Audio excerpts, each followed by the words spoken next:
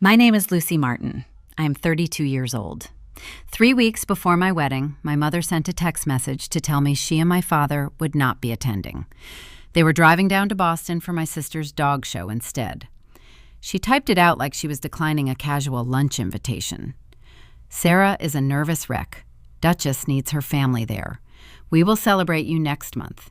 You are the strong one, Luce. You understand. What she did not know was that my grandfather was already revising his multi-million-dollar estate plan and that the videographer at my ceremony would capture every second of their absence. What happened at that altar and what the estate lawyer read to the family 4 months later is the reason my parents now live in a cramped apartment and tell anyone who will listen that I stole their future. But here is what none of them knew when they packed a standard poodle into a luxury SUV and drove away from my wedding.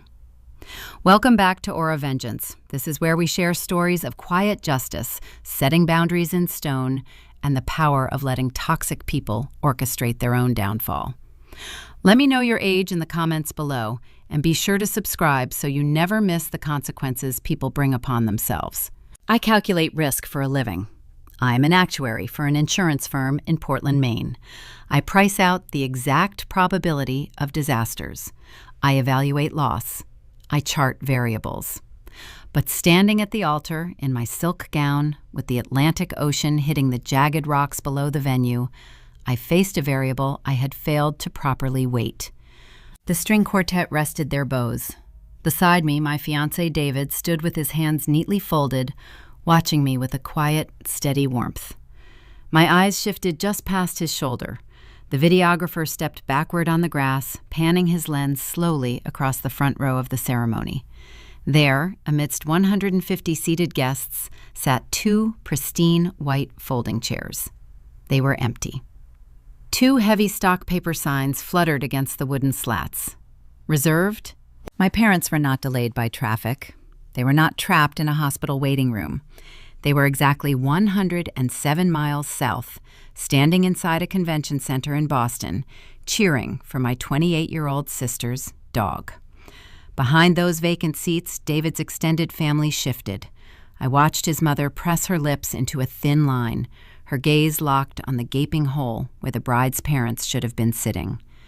Murmurs rippled through the rows. I felt the weight of Grandpa Harrison's arm linked through mine. He had stepped in to give me away. Beneath the fabric of his tailored wool suit, his antique brass pocket watch marked the time. Tick, tick, tick. A mechanical heartbeat measuring the exact duration of my parents' absence. He leaned his weight slightly onto his silver-tipped cane. His pale eyes narrowed at those empty seats. "They are exactly who they are, Lucy," he whispered. Any other bride might have wept.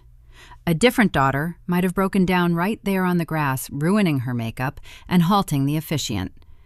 I just watched the wind catch those reserve tags. I did not feel heartbreak. I felt the cold, definitive click of a ledger snapping shut.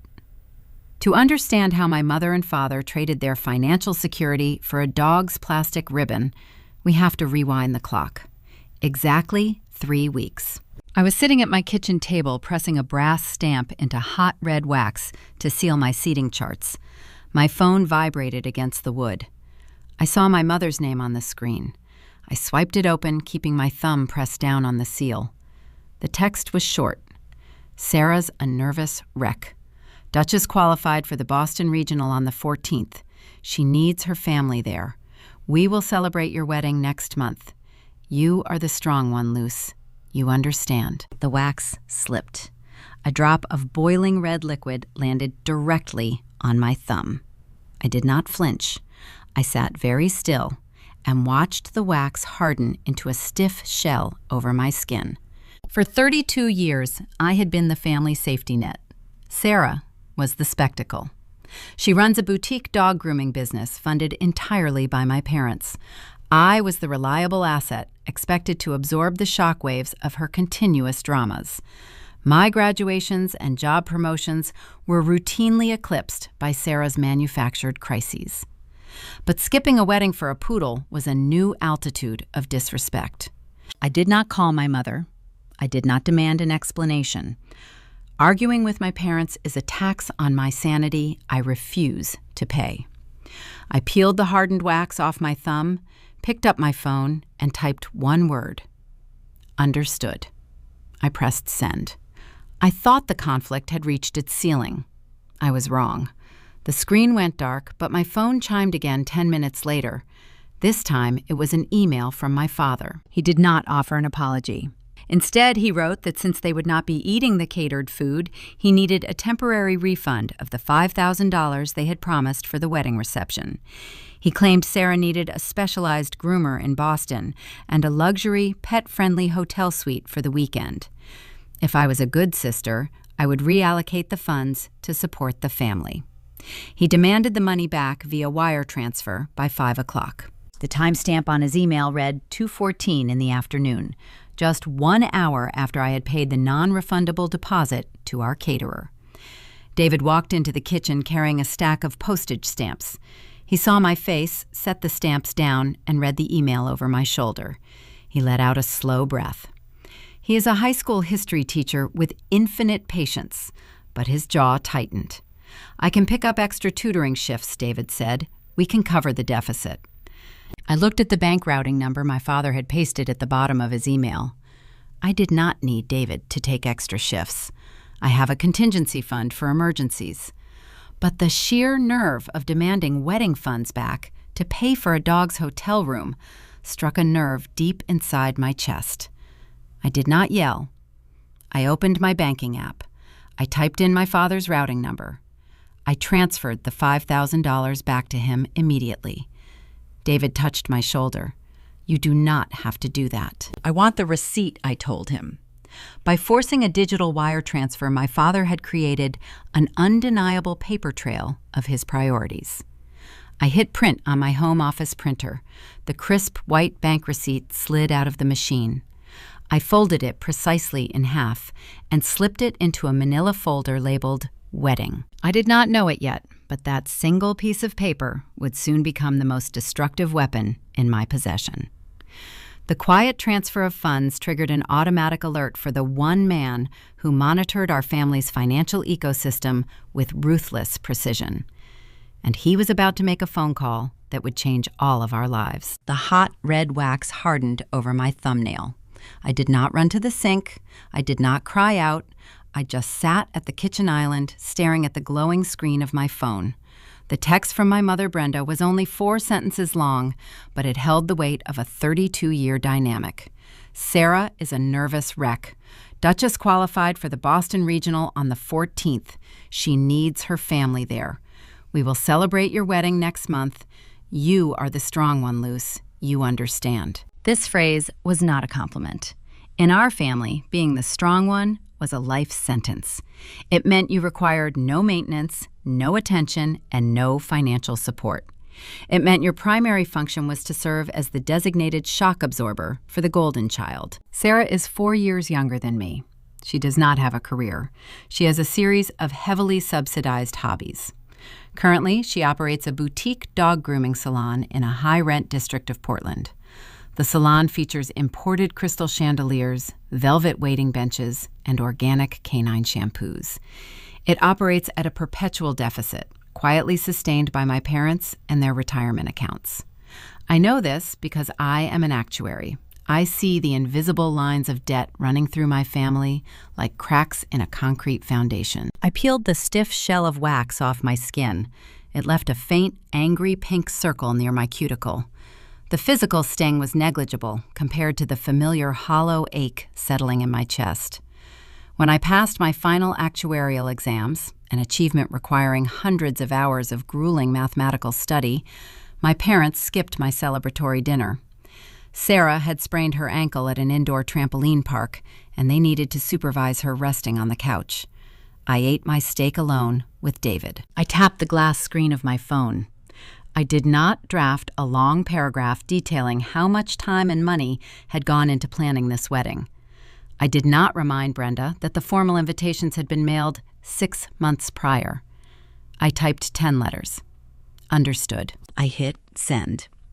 I placed the device face down on the cool granite counter. I breathed in the scent of melting wax and expensive cardstock.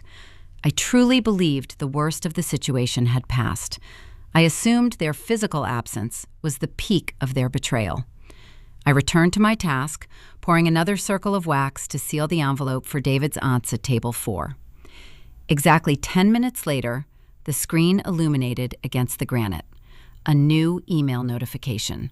The sender was Richard, my father. I opened the message.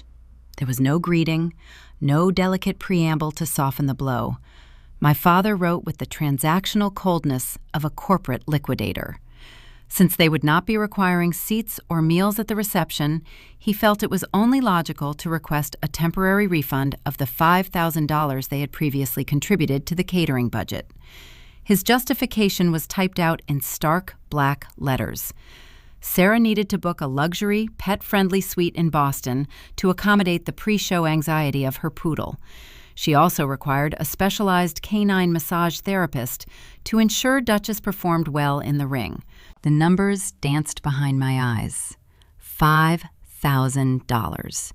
I glanced at the digital clock on my laptop screen. 2:14 in the afternoon. My chest tightened, not with sorrow, but with a sharp, clinical disbelief. At 1:15, exactly 59 minutes earlier, I had wired the final non-refundable deposit to the Coastal Catering Company. The money was already spent. The kitchen door swung open. David walked in carrying a cardboard box of vintage postage stamps we had sourced for the invitations. He stopped halfway across the room. He is a high school history teacher, a man whose profession requires reading subtle shifts in adolescent behavior. He read my face instantly. He set the box down, walked over, and read the email over my shoulder. I felt the warmth of him standing behind me, a stark contrast to the cold light emitting from the screen. He let out a breath that sounded like a tire losing air. "He wants the catering money back," David said, his voice flat, "for a dog hotel." "A luxury, pet-friendly suite," I corrected, keeping my tone perfectly level. David pressed his hands flat against the counter, his knuckles turning white. "Lucy the caterer is paid. The deposit is locked." "I know." "I can call the tutoring center," he offered, his protective instinct flaring. "I can pick up SAT prep shifts every evening next week. We can cover the gap." "Tell him no. Tell him the money is gone." I looked at the routing number my father had pasted at the bottom of his message. Any rational person would have called their father and screamed. They would have pointed out the sheer cruelty of funding a poodle massage over their own daughter's wedding dinner. But I do not operate on emotion. I operate on risk management. Fighting with Richard meant weeks of psychological warfare. It meant my mother calling me weeping, accusing me of sabotaging Sarah's dreams. It was a prolonged, exhausting tax on my peace of mind. I pulled my laptop closer. I opened a new browser tab and logged into my secure banking portal. I did not need David to exhaust himself tutoring teenagers. I am an actuary. I have an emergency contingency fund designed for unexpected liabilities. A flooded basement, a blown transmission, a family betrayal. I selected the transfer option. "What are you doing?" David asked, watching my fingers move across the keyboard. "I am buying silence," I replied. I typed in the $5,000 amount. I pasted Richard's routing number. I clicked Authorize. The screen loaded for 3 seconds before displaying a green checkmark. The funds were gone, sent from my secure savings directly to his checking account. "You should not have done that," David murmured, though he did not try to stop me. I needed the paper trail, I told him. I navigated to the transaction summary. I clicked Print. Across the room, my home office printer whirred to life. A crisp, white sheet of paper slid into the plastic tray. I walked over, picked it up, and reviewed the ink. It detailed the exact time, date, and amount transferred to Richard Martin. It was no longer a vague family dispute. It was a documented financial transaction. By demanding a digital wire transfer, my father had unknowingly handed me a receipt of his priorities. I folded the paper precisely in half, aligning the corners. I opened a manila folder on my desk labeled Wedding Expenses and slipped the receipt inside. I thought closing the folder would bring a sense of closure. I thought the conflict was handled. But money leaves a footprint. A sudden $5,000 transfer out of my primary accounts did not go unnoticed. It triggered a quiet, automated alert within a broader financial network, a network overseen by the one man in Maine who despised poor accounting more than he despised my parents' vain behavior. My phone rang.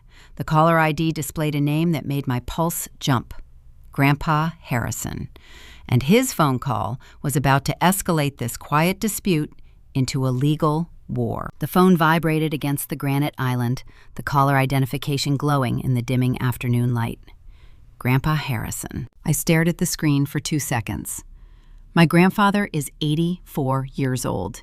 He does not send text messages. He does not use social media. He communicates strictly through scheduled phone calls, registered mail, and face-to-face meetings in his oak-paneled study. He built his fortune in Maine timber and commercial real estate. He approaches family relations with the same ruthless pragmatism he applies to his property acquisitions. He despises poor accounting. He loathes emotional manipulation. And he monitors the Harrison family financial ecosystem with the precision of a hawk circling a field. I swiped the green icon and brought the phone to my ear. I did not offer a cheerful greeting. With Grandpa, you dispense with pleasantries and deliver the bottom line. "Hello, Grandpa," I said. There was a brief silence on the line, followed by the distinct metallic clink of his antique brass lighter flipping open and snapping shut. He carried it everywhere, a habit left over from his smoking days. He no longer smoked, but he used the heavy brass object as a metronome for his thoughts. I received an automated notification from the bank. His voice came through the speaker, gravelly and deep. "A $5,000 outbound wire from your primary savings account. The destination routing number belongs to your father. Your wedding is in 3 weeks. Explain the deficit." I did not hesitate.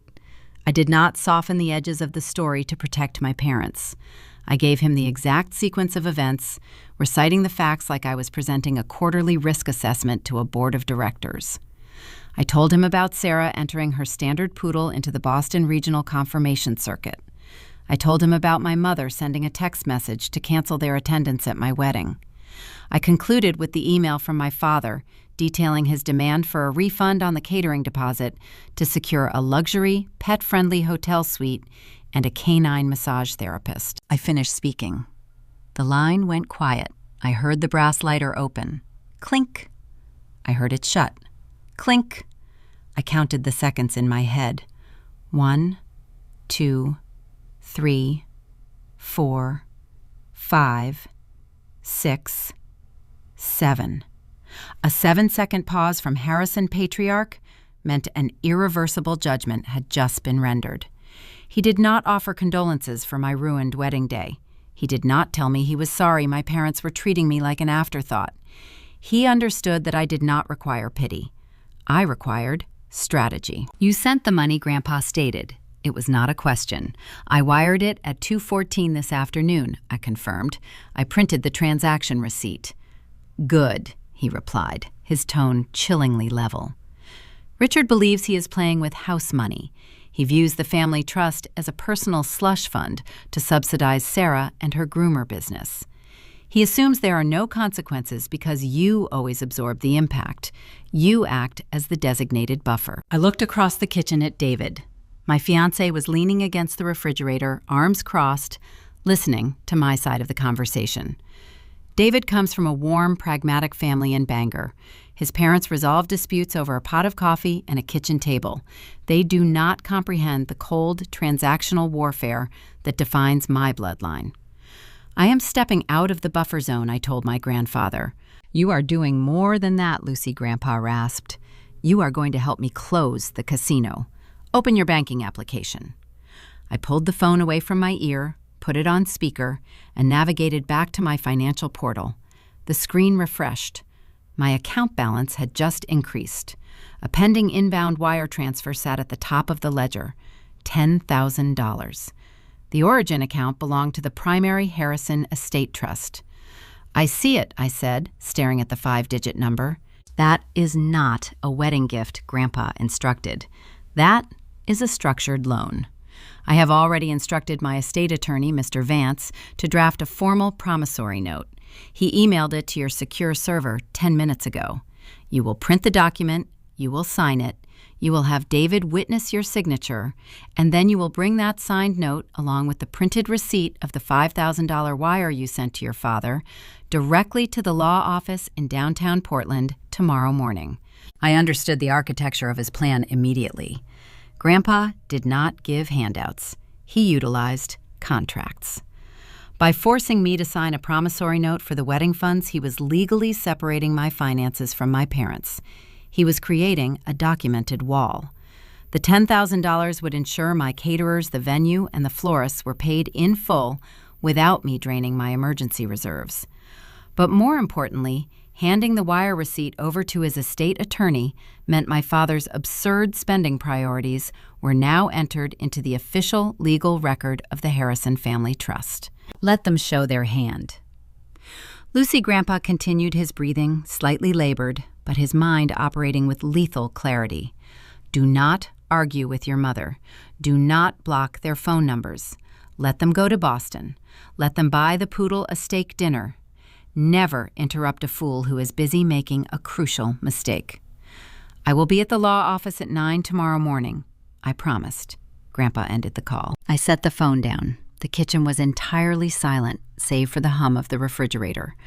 I walked into my home office, woke up my computer, and opened my encrypted email client. The message from Mr. Vance sat at the top of my inbox. Attached was a 3-page PDF document, a legally binding promissory note outlining a $10,000 loan subject to standard interest rates payable to the Harrison estate upon demand. I printed the pages. The machine pushed out the warm sheets of paper. I grabbed my favorite fountain pen from the desk drawer. The nib was sharp, the ink a dark permanent navy blue. I carried the documents back into the kitchen and laid them flat on the granite island. I signed my full name on the designated line. The scratch of the metal nib against the paper felt like a declaration of independence. I slid the pages toward David and handed him the pen. "Sign on the witness line," I requested. David picked up the pen. He looked at the legal jargon, then looked at me. His expression carried a mixture of deep affection and lingering shock at how my family operated. He signed his name with a fluid, practiced motion. "We are officially taking a loan from your grandfather to pay for the wedding," David summarized, setting the pen down. "We are officially documenting my parents' negligence," I corrected. "Grandpa is building a case, and I am providing the evidence." I gathered the 3 pages of the promissory note. I retrieved the manila folder labeled wedding expenses.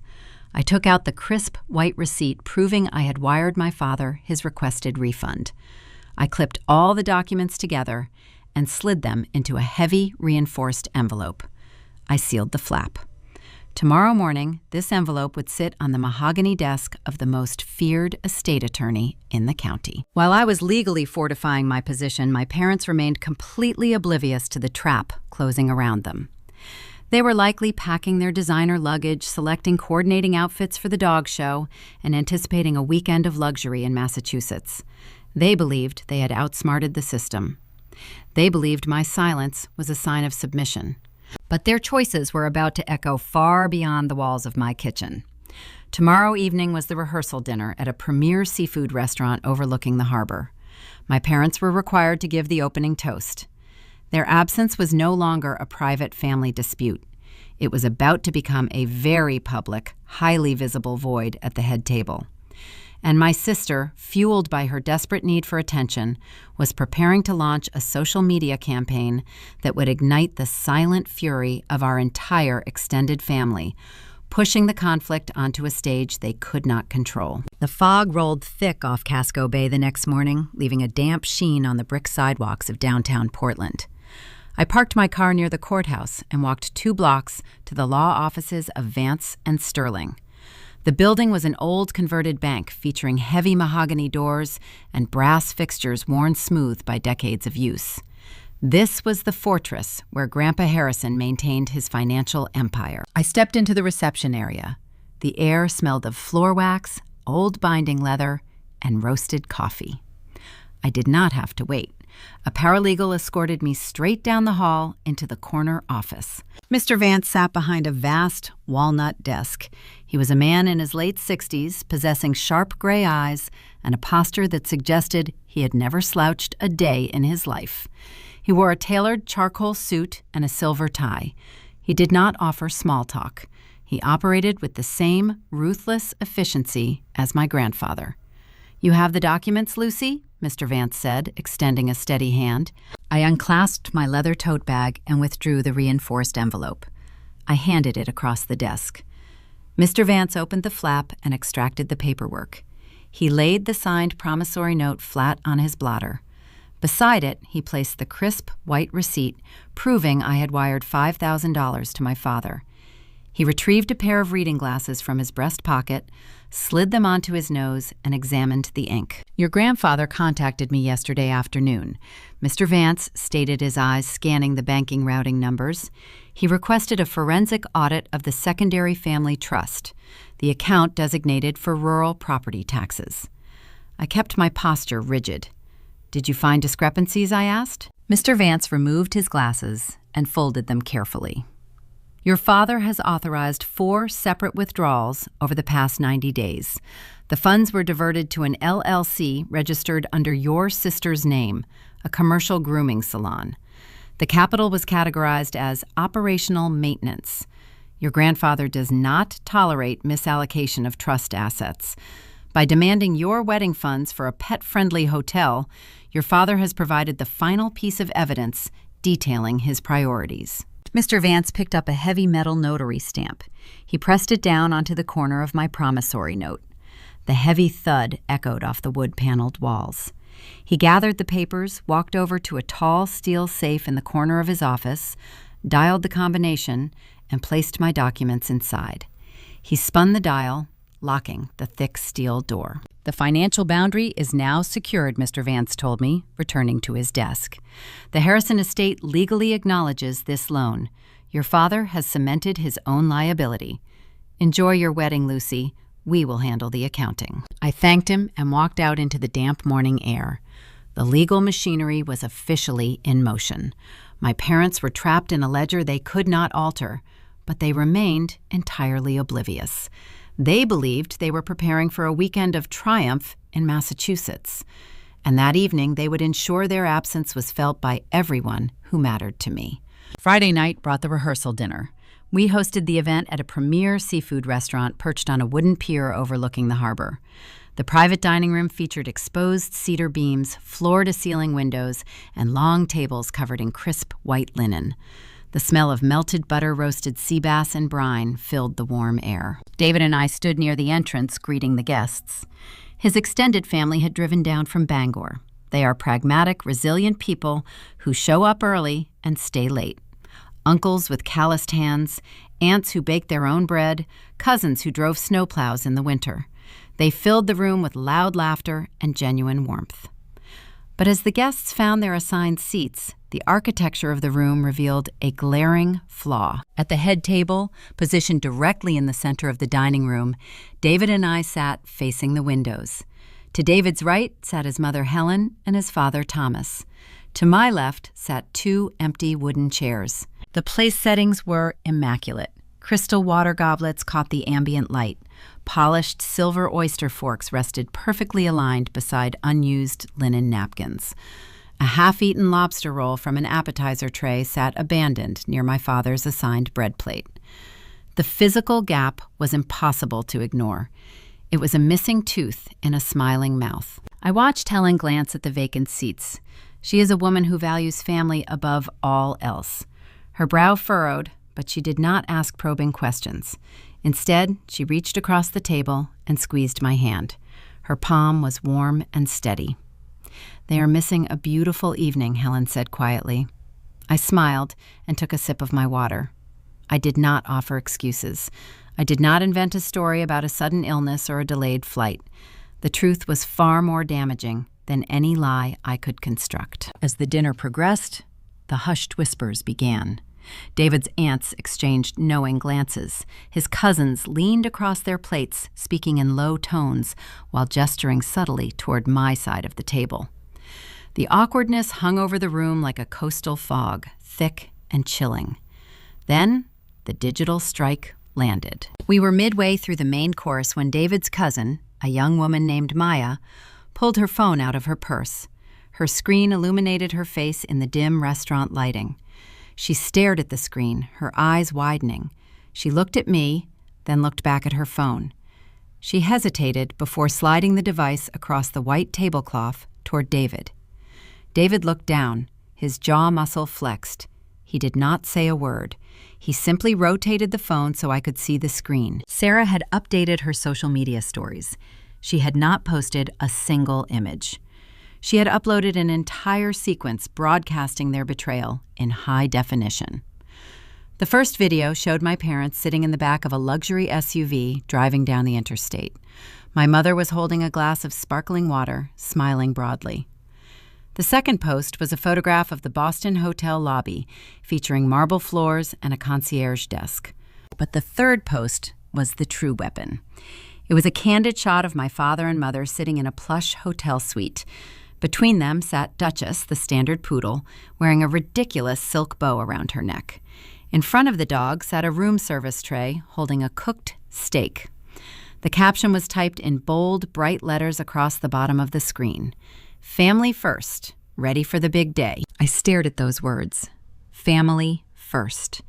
My father had demanded his catering deposit back from his own daughter to purchase a room service steak for a dog. He had abandoned my rehearsal dinner to sit in a hotel room, and my sister had weaponized the moment for internet validation. Maya looked at me, her face pale with secondhand embarrassment. "I am so sorry, Lucy," she whispered. "I thought they had an emergency." "They do," I replied smoothly, keeping my voice loud enough for the surrounding guests to hear. "The poodle requires a specialized massage before her competition tomorrow morning." The silence that fell over our end of the table was absolute. Helen lowered her fork. Thomas stared at me in stunned disbelief. The truth hung in the air, absurd and undeniable. My in-laws realized in that exact moment the caliber of people my parents truly were. David picked up the phone, locked the screen, and handed it back to his cousin. He stood up, lifted his glass of wine, and tapped his knife against the crystal rim. The room quieted. "I want to propose a toast," David announced, his voice carrying effortlessly over the sound of the ocean outside. "To the people sitting in this room, the people who drove for hours, who took time off work, and who know where they belong tonight. We are surrounded by the only family we need." The guests raised their glasses. The clinking of crystal echoed against the cedar beams. I drank my wine, tasting the sharp, dry finish. The rehearsal dinner had exposed the fracture, but it was an intimate gathering. Tomorrow was the actual wedding. 150 people would gather on the coastal cliffs. My parents' empty chairs would be placed in the front row, bathed in sunlight visible to everyone. And while I thought the social humiliation would be the climax of the weekend, my mother was already preparing a new level of audacity. Tomorrow, while I was wearing a white gown, she would send a message that would push my cold logic to its absolute breaking point. Saturday morning broke with a sharp, brilliant blue sky over the jagged Maine coastline. The bridal suite perched above the cliffs smelled of aerosol hairspray, sea salt, and chilled champagne. My bridesmaids moved around the room with practiced efficiency, adjusting floral arrangements and steaming the wrinkles out of chiffon dresses. But beneath the celebratory hum, a toxic current of gossip was flowing through the venue. The social media broadcasts my sister uploaded during the rehearsal dinner had not faded into the digital void. They had metastasized. The images of my parents feeding a room service steak to a standard poodle had circulated through the extended family group chats like a fast-moving contagion. Everyone arriving at the coastal estate knew exactly where Richard and Brenda Martin were. They knew my parents had traded their front row seats for a pet-friendly hotel suite in Massachusetts. The heavy oak door of the bridal suite pushed open. My mother's older sister, Carol, walked into the room. Carol is a woman who values high society decorum above oxygen. She operates within the wealthy circles of Portland, hosting charity galas and scrutinizing country club membership lists. She wore a lavender silk dress, but her face carried an expression of pure, unadulterated panic. Her manicured fingers gripped her phone so tightly her knuckles were white. Carol approached my makeup chair. She did not offer a congratulatory hug. She held the screen out toward me, displaying the photograph of Duchess wearing the ridiculous show ribbon. "Tell me this is a joke," Carol whispered, her voice trembling with second-hand embarrassment. "Tell me your mother is currently downstairs checking on the floral arrangements, and this post is an old photograph." I looked at my aunt in the mirror. I did not blink. I am an actuary. I deal in hard facts, not comforting delusions. "They are in Boston, Carol," I replied, my voice perfectly level. "They requested a refund on their catering deposit to subsidize the canine massage therapist. They are not coming." Carol lowered the phone. The color drained from her cheeks, leaving her face a stark, chalky white. In her world, social reputation is a primary currency. Her sister had just bankrupted her own social standing in front of 150 prominent guests. Carol covered her mouth with her hand, realizing the profound humiliation that was about to unfold on the lawn. Before she could ask another frantic question, the wedding coordinator marched into the room. The coordinator was a hyper-organized professional, armed with a wireless headset and a thick metal clipboard. She looked at me, her expression a mixture of professional duty and deep discomfort. Lucy, the coordinator, started tapping her pen against the metal clip. The usher team is arranging the ceremony seating. We have 2 chairs in the center of the bride's front row. The tags specify reserved for the parents of the bride. Since we have confirmed they are absent, I highly recommend we remove those chairs. We can collapse the row. It will hide the gap. I turned away from the mirror and faced the coordinator. The logic was standard event management. Hide the flaw, protect the aesthetic, maintain the illusion of a perfect family. "Leave the chairs exactly where they are," I instructed her. The coordinator paused, her pen hovering over her checklist. She glanced at Aunt Carol, seeking a secondary opinion, but Carol was too stunned to intervene. "Do not touch the reserve tags." I continued, my tone leaving zero room for debate. "Do not collapse the row. I want those 2 empty chairs sitting directly in the center of the frame." The coordinator nodded once, marked a rigid line on her paper, and exited the room. I turned back to the mirror and applied my lipstick. If my parents wanted to prioritize a poodle over their own flesh and blood, I was going to ensure every single person on that lawn saw the exact physical manifestation of their choice. An hour later, the string quartet began to play. I stepped out of the estate doors and onto the manicured coastal grass. The Atlantic wind caught the heavy silk of my train. Grandpa Harrison stood waiting at the top of the aisle. He linked his arm through mine. The ticking of his antique brass pocket watch beat a steady rhythm against my side. We walked forward. The guests stood. 150 people turned to look at me. Old money Maine socialites mixed with David's pragmatic Bangor relatives. The contrast between the 2 sides of the aisle was staggering. On the right side, David's family stood shoulder to shoulder, smiling, with genuine warmth filling every available seat. On the left side, my extended family stood with stiff, uncomfortable postures. And there, sitting directly in the center of the front row, were the 2 pristine white folding chairs. Empty, unoccupied, glaringly vacant under the bright afternoon sun. The videographer stepped backward along the grass edge, capturing raw footage for our documentary-style wedding film. He moved his lens across David's face, capturing the tears pooling in my fiancé's eyes. Then the camera operator panned slowly to the left. He did not know the dark family dynamics. He only saw the visual composition. He held the frame on those 2 empty chairs, the wind fluttering the navy ribbons tied to the reserve signs. His lens captured the unapologetic void. A hushed murmur rolled through the crowd. It was the collective realization of the guests processing the magnitude of the betrayal. I heard the sharp intake of breath from my father's former business partners. I saw the grim, judging stares of my mother's country club associates. I stood at the altar, holding David's hands, and let the silence perform its work. I did not need to smear my parents' reputation. Their empty chairs spoke louder than any accusation I could ever vocalize. We spoke our vows. The ocean crashed against the rocks below. We exchanged rings, and the officiant pronounced us husband and wife. The crowd applauded, but the underlying tension remained a physical presence on the lawn. The reception transitioned into a sprawling, elegant affair beneath a massive sailcloth tent. The jazz band played up-tempo music. The catering staff served the roasted sea bass and buttered scallops my father had tried to steal back. I moved from table to table, projecting a chilling, untouchable composure. I did not play the wounded victim. I thanked the guests for coming. I laughed with David's cousins. I drank my champagne. My extended relatives approached me with a mixture of awe and pity. They offered quiet apologies for my parents' behavior. I merely smiled, clinked my glass against theirs, and changed the subject.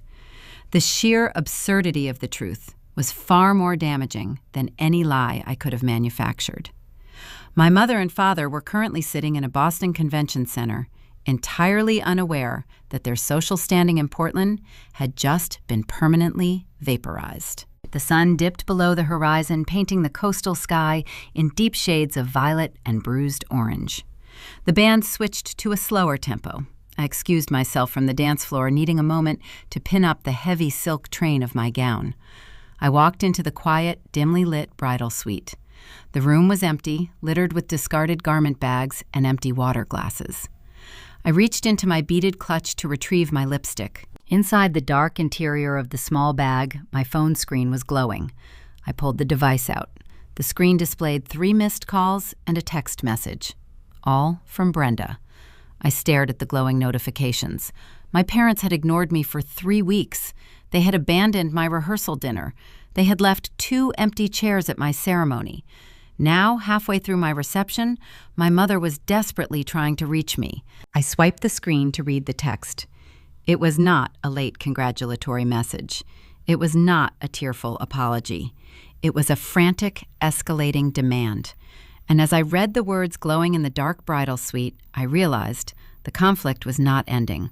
It was mutating into a financial emergency that would test the very limits of my calculated restraint. I stood alone in the quiet sanctuary of the bridal suite. The heavy oak door muted the sounds of the reception, reducing the jazz band to a rhythmic, thumping bass line that vibrated through the floorboards. The air conditioning hummed from a brass vent near the ceiling. I held my phone in my right hand. The screen projected a harsh, artificial glare into the dim room. The notification banner displayed 3 missed calls from my mother. Below those, a single text message waited, flagged with a paperclip icon indicating a file attachment. My parents had spent the last 21 days ignoring my existence. They had chosen a Massachusetts dog show over my wedding vows. They had abandoned my rehearsal dinner. They had left 2 empty chairs sitting on the front lawn of the coastal estate, forcing 150 guests to witness their neglect. And now, halfway through the most important evening of my life, Brenda was reaching out. I unlocked the device and opened the message thread. I expected a delayed, guilt-ridden apology, perhaps a hollow excuse about interstate traffic or a scheduling miscommunication. Instead, I found a frantic, escalating demand. Lucy emergency, my mother had typed. Duchess found a decorative truffle left on the hotel pillow by the turn-down service. She ingested the chocolate. We rushed her to the 24-hour veterinary clinic. Our primary credit cards are showing declined limits. Sarah is inconsolable. We need you to process a $4,000 payment over the phone to the front desk right now so they can begin treatment. The invoice is attached. Please hurry. I did not gasp. I did not drop the phone. I am an actuary. My brain immediately began calculating the financial variables, constructing a grim ledger of my parents' recent spending habits. 3 weeks ago, my father had demanded a refund of their $5,000 catering deposit. He justified the clawback by citing the high costs of a luxury, pet-friendly hotel suite and a specialized canine massage therapist. That initial capital was already gone, evaporated into the Boston hospitality sector. The declined credit limits confirmed the rest of the equation. They had financed Sarah's opulent weekend using high-interest debt, maxing out their available balances on room service steaks and premium grooming services. They had orchestrated their own fiscal ruin. I tapped the paperclip icon. A PDF document loaded onto my screen. It was a formal, itemized invoice from an emergency veterinary hospital located in downtown Boston. The line items listed gastric lavage, overnight observation, and intravenous fluid administration. At the bottom of the page, the bold text displayed the required deposit, $4,035.50. The blue light emitting from the PDF cast a cold glow downward, illuminating the dark tulle layers layered beneath the heavy silk train of my wedding gown. The contrasting shadows danced across the expensive fabric as my hand held steady. The sheer, staggering audacity of the request settled over me. My mother was standing in a sterile clinic lobby, surrounded by the consequences of her own reckless indulgence. She knew I was wearing a white dress. She knew I was hosting a reception. Yet she genuinely expected me to halt my celebration, step away from my new husband, pull a credit card from my beaded clutch, and bail them out of a self-inflicted deficit. For over 3 decades, this was our established dynamic. Sarah created the crisis, my parents funded the initial indulgence, and when the funds inevitably ran dry, Lucy fixed the problem. They relied on my ingrained sense of duty. They weaponized my financial stability to protect my sister from the sharp edges of reality. I stared at the glowing veterinary invoice. A different daughter might have panicked. A different sister might have dialed the clinic out of a misplaced sense of guilt, sacrificing her own joy to restore the family equilibrium. But I operate on risk management. I do not fund sinking ships, and I do not reward emotional extortion. I closed the PDF. I did not type a response. I did not draft a polite refusal or a lengthy explanation outlining why I would not pay for a poodle's stomach pump on my wedding night. Explanations invite arguments. Explanations suggest the matter is up for debate. I pressed the volume button and the power button simultaneously. A small settings menu appeared on the glass display. I tapped the crescent moon icon. Do not disturb. The screen went black.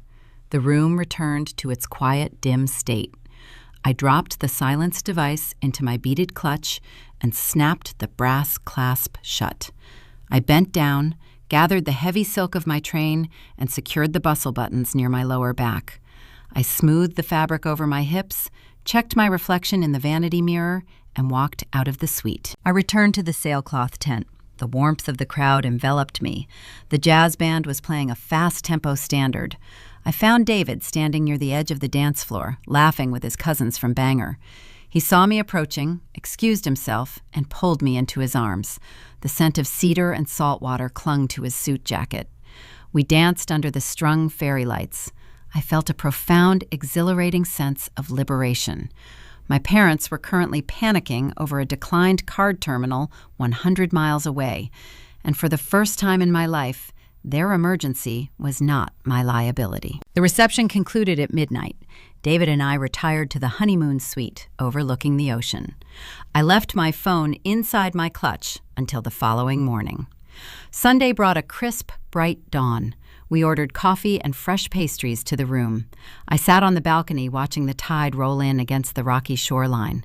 I finally opened my bag and retrieved my device.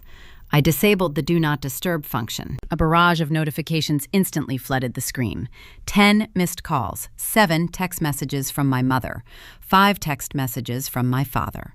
But the true fallout had manifested on the internet. Sarah had not secured a blue ribbon at the confirmation show. Duchess had spent the night under veterinary observation. Deprived of a victory to broadcast, my sister pivoted to a different currency.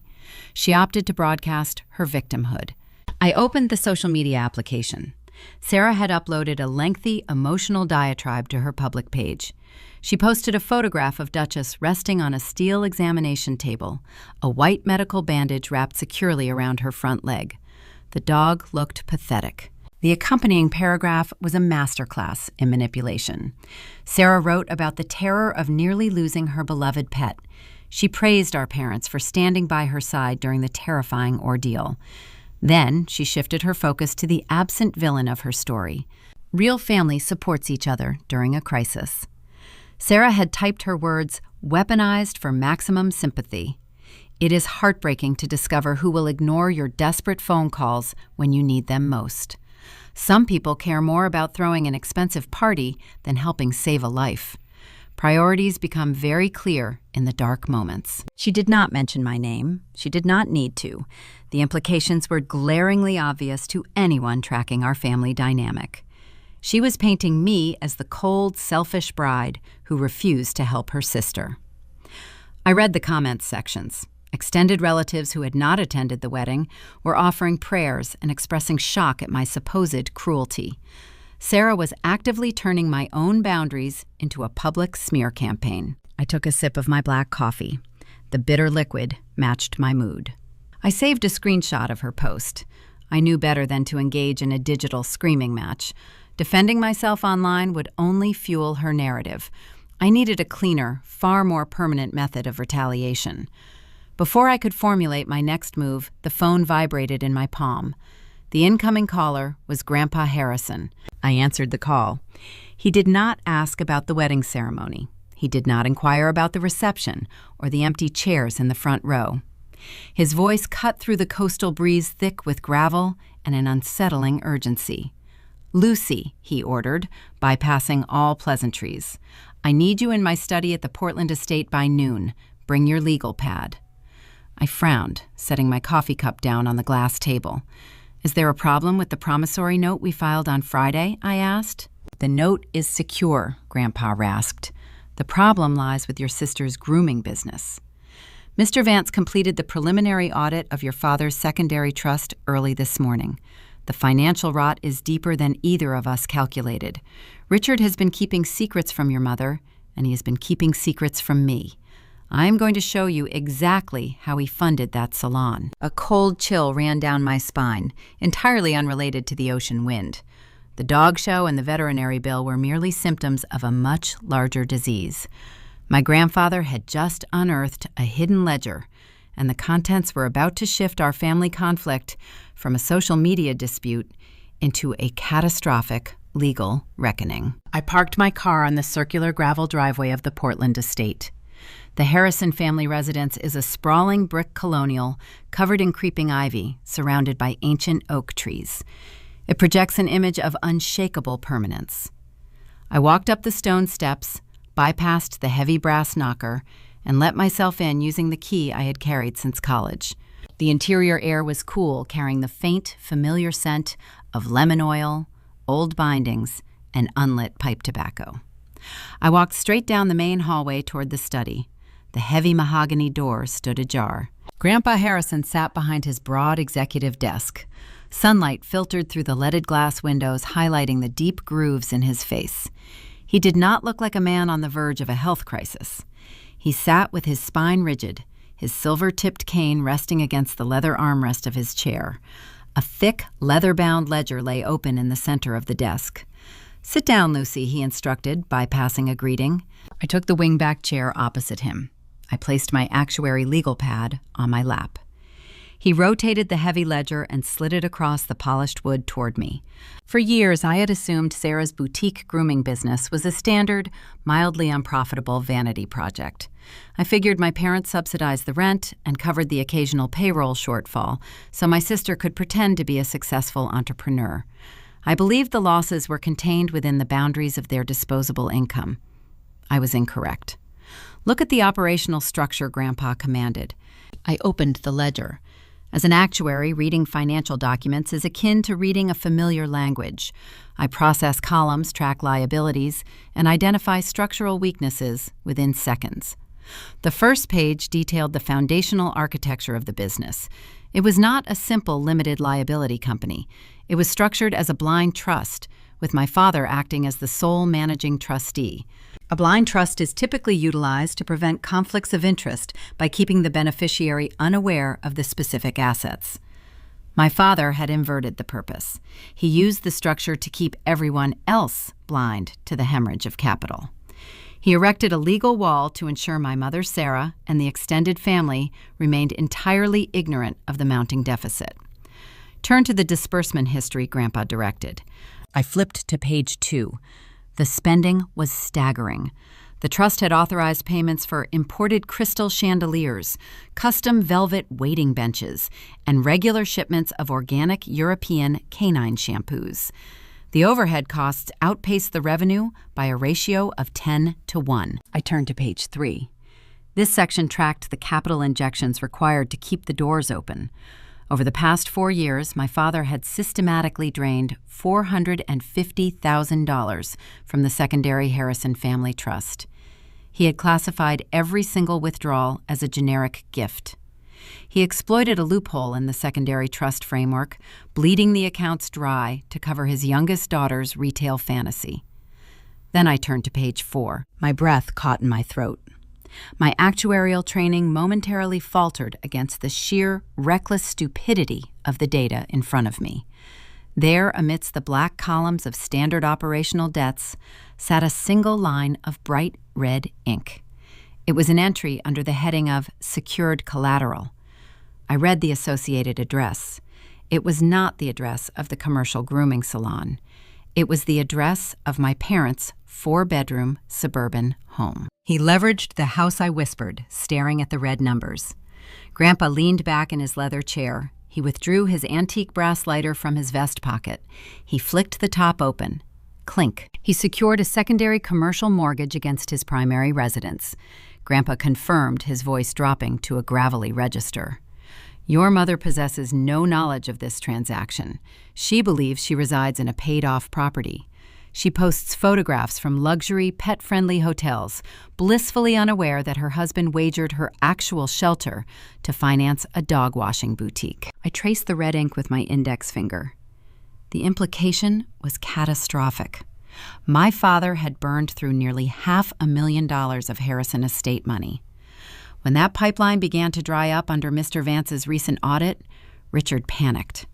Instead of closing the failing salon, he quietly pledged the family home to a commercial lender to maintain the illusion of Sarah's success. He thinks he is playing with house money, Grandpa said. The lighter snapped shut. Clink. He assumes his eventual inheritance will cover these generic gifts. He believes the estate will simply absorb his negligence upon my death, balancing the ledger before your mother ever discovers the secondary mortgage. I looked up from the book. My grandfather was staring at me with a sharp, unforgiving intensity. He was 84, but his mind operated with the strategic precision of a military general. Are you going to confront him? I asked. Confrontation provides the enemy with an opportunity to prepare a defense, Grandpa replied. It invites weeping excuses and emotional negotiations. I do not negotiate with thieves, Lucy, especially when they share my bloodline. It is time to close the casino. He flipped the lighter open again. Clink. I am not going to wait until I am lying in a hospital bed or resting in a casket to set this trap, he continued. A deathbed revision to a will invites probate challenges. It opens the door for your father to claim diminished capacity or undue influence. I am perfectly healthy today. My cognitive functions are beyond reproach. We are going to lock the vault from the inside right now while he is busy admiring a plastic ribbon in Boston. What is the mechanism? I asked, picking up my pen. Grandpa reached into his desk drawer and produced a thick stack of legal documents. Mr. Vance had clearly been working through the weekend. I am restructuring the primary estate, Grandpa explained. The $450,000 Richard classified as gifts are being legally reclassified. They will now be designated as callable loans carrying standard market interest rates payable immediately to the estate upon my passing. I processed the legal maneuver. By reclassifying the funds as callable loans, the estate would possess a legally binding claim against my father. He would owe the trust nearly $500,000. If he cannot repay the loan, I reasoned out loud, following the actuarial sequence to its natural conclusion, the estate will seize his assets to settle the debt. Grandpa nodded slowly. The estate will foreclose on the grooming salon, and because he cross-collateralized the business with his primary residence, the estate will seize his home as well. Total liquidation. I stared at the documents. It was a flawless, inescapable financial guillotine. My father had constructed his own demise using red ink and vanity. "There is one final component," Grandpa said, leaning forward, his pale eyes locked onto mine. "I require an executor capable of dropping the blade. I need an administrator who will not waver when your mother cries and your sister begs. I need an actuary." He pushed the stack of papers across the mahogany surface. The top sheet was an updated designation of executor form. I looked at the line awaiting my signature. My parents had spent my entire life assuming I would always absorb their deficits. They believed my silence during the wedding was a symptom of weakness. They were about to discover that silence is simply the sound of a ledger being finalized. I picked up my pen. I did not hesitate. I signed my name, officially accepting control of the Harrison financial empire. The trap was set. The legal foundation was poured and cured in concrete. But the trap required bait to ensure my father surrendered his right to appeal. And tomorrow morning, Mr. Vance was going to execute a brilliant diversionary tactic, summoning my parents to his office to sign a document they would assume was their coronation, but was actually their financial death warrant. Later that same afternoon, Grandpa and I relocated from his residential study to the downtown Portland offices of Vance & Sterling. The transition from the quiet estate to the commercial legal fortress signaled a profound shift in gravity. We sat across from Mr. Vance in his corner office. The polished mahogany desk felt like an operating table prepared for a very specific procedure. Mr. Vance presented a thick stack of parchment paper. It was the final draft of the revised Harrison Family Trust. He arranged the pages with precise, deliberate movements, smoothing the edges before handing a gold fountain pen to my grandfather. This was not a desperate deathbed revision. Grandpa was 84, but he possessed the sharp, unforgiving clarity of a man decades younger. Before any ink touched the paper, Mr. Vance initiated a standard competency protocol required by Maine law. He asked a series of orienting questions to establish a bulletproof medical and legal baseline. He asked for the current date, the current political administration, and the exact nature of the documents resting on the desk. Grandpa answered every question with chilling accuracy. His voice did not waver. His cognitive functions were beyond reproach. By conducting this procedure while he was perfectly healthy, my grandfather ensured no one could ever contest the revised will. He eliminated the possibility of my father claiming diminished capacity or undue influence in a future probate court. The fortress was impenetrable. Mr. Vance turned to the specific clauses of the restructuring. He read the financial mechanisms aloud, his voice steady and clinical. The $450,000 my father had drained from the secondary accounts were officially stripped of their generic gift status. The new legal text explicitly reclassified those funds as callable loans. As an actuary, I understand the lethal nature of a callable loan. It is a debt instrument that allows the lender to demand full repayment at their discretion without warning. It requires the borrower to maintain immense liquidity. My father possessed zero liquidity. He had secretly mortgaged his suburban home to keep Sarah's grooming boutique afloat. By reclassifying the capital as a callable debt payable immediately to the estate upon my grandfather's passing, the document guaranteed my parents' financial ruin. Grandpa then executed the transfer of his remaining assets. He moved the entirety of his liquid capital, the timber deeds, and the commercial real estate holdings into the newly formed trust. He designated me as the sole executor. The legal authority to administer the estate, collect the outstanding debts, and liquidate the collateral now rested entirely on my shoulders. "I accept the appointment," I stated, meeting my grandfather's pale eyes. Grandpa took the gold fountain pen. He signed his full name on the final page, his cursive loops sharp and deliberate. He set the pen down. Mr. Vance gathered the parchment sheets. He retrieved his heavy metal notary stamp from a velvet-lined drawer. He positioned the metal base over the signature line and pressed his weight down. The heavy thud of the notary stamp hit the thick parchment paper, echoing off the wood-paneled walls. It was a dense, final sound. It sounded exactly like a steel vault locking into place.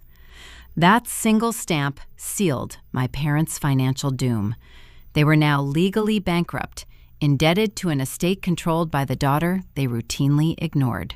They just did not know it yet. We left the law office and stepped out into the fading coastal sunlight. Grandpa tapped his silver-tipped cane against the pavement, looking toward the harbor. "The mechanism is primed, Lucy," Grandpa rasped. "Now we let them enjoy their ignorance." I drove home to the quiet sanctuary I shared with David. The legal reality I had just helped construct felt cold and permanent. But while I was operating in a world of strict contracts and irrevocable ledgers, my parents were operating in a frantic, messy world of social perception. They had returned from their weekend in Boston. The regional dog show was over. They drove their luxury sport utility vehicle back to their secretly mortgaged suburban home, anticipating a return to their normal routine. But the social climate in Portland had shifted during their absence. They began to sense the frostbite. Aunt Carol was not returning my mother's phone calls. The extended family members who had attended my wedding were treating my parents with a polite, icy distance. The silence from the Bangor relatives was deafening. Richard and Brenda quickly realized the empty chairs on the coastal lawn had inflicted catastrophic damage to their reputation. Social currency is my mother's lifeblood. She cannot function in an environment where she is viewed with disdain. She needed a defense strategy. She could not admit she chose a standard poodle over her own flesh and blood. She needed to construct a narrative where she and my father were the victims of cruel circumstance. They pivoted hard into the veterinary emergency. I sat at my kitchen island with a cup of tea, opening my laptop. My phone vibrated with a new voicemail notification. I pressed play and placed the device on the granite counter. Brenda's voice filled the quiet kitchen. She did not sound apologetic. She sounded breathless, performing a carefully rehearsed monologue of maternal disappointment. She articulated her words for maximum dramatic effect. She detailed the sheer terror of sitting in a sterile clinic waiting room while Duchess was treated for chocolate toxicity. She described Sarah weeping in a plastic chair. Then she delivered the pivot. She expressed profound sorrow regarding my lack of compassion. She claimed I had abandoned my family during a critical medical crisis. She spun a tale of a cold, heartless bride who refused to process a simple payment to save an innocent animal. I listened to the recording twice. It was a masterclass in deflection. She was practicing the script she intended to deliver to Aunt Carol, the country club associates, and anyone else who questioned their absence at the wedding. 10 minutes later, a text message arrived from my father. He demanded I issue a formal apology to Sarah for ignoring her desperate text messages on Saturday night. He insisted I clarify the timeline with David's family to clear his name, asserting that a medical emergency supersedes a reception dinner. I analyzed their digital demands. They were not merely playing defense. They were going on the offensive. They planned to paint me as the villain. They wanted the extended family to believe my rigid boundaries were an act of cruelty rather than a necessary defense mechanism. A lesser person might have drafted a furious response. They might have called the country club to expose the truth. But I am an actuary. I know that engaging with a false narrative only lends it credibility. A vocal defense is inherently weak. I needed a visual counterstrike, something undeniable that required zero explanation. I opened the digital gallery of my wedding photographs. The photographer had sent a few preliminary edits. I scrolled past the portraits of David and me smiling near the ocean. I bypassed the images of the string quartet and the floral arrangements.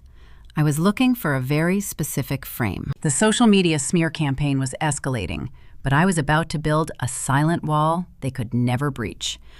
The conflict was shifting from private voicemails to a public arena, and I held the ultimate visual receipt.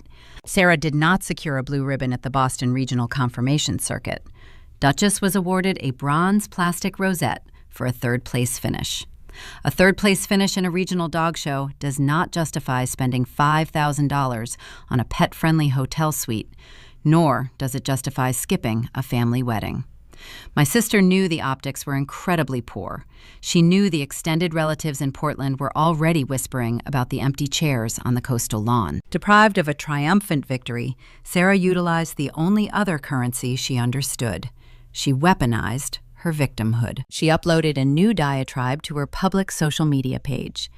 The post featured a photograph of herself kneeling next to the poodle, holding the bronze rosette. She looked exhausted, performing the role of a traumatized survivor. The accompanying text was a masterclass in deflection and emotional manipulation. She wrote extensively about the sheer terror of the chocolate ingestion incident. She praised our parents for their unwavering dedication during a terrifying medical crisis. Then she delivered the digital strike aimed directly at me. "Real family supports each other in times of crisis," Sarah typed. "It is devastating to learn who will ignore your desperate phone calls when you need them the most. Some people care more about throwing an expensive party than helping save a life. You learn who your true family is in the dark moments." She did not use my name. She did not have to. The implications were glaringly obvious to anyone familiar with our dynamic. She was framing me as a callous, self-absorbed bride who refused to process a simple veterinary payment. The comments section quickly filled with sympathetic messages from distant acquaintances and rival dog breeders who possessed zero context regarding the actual situation.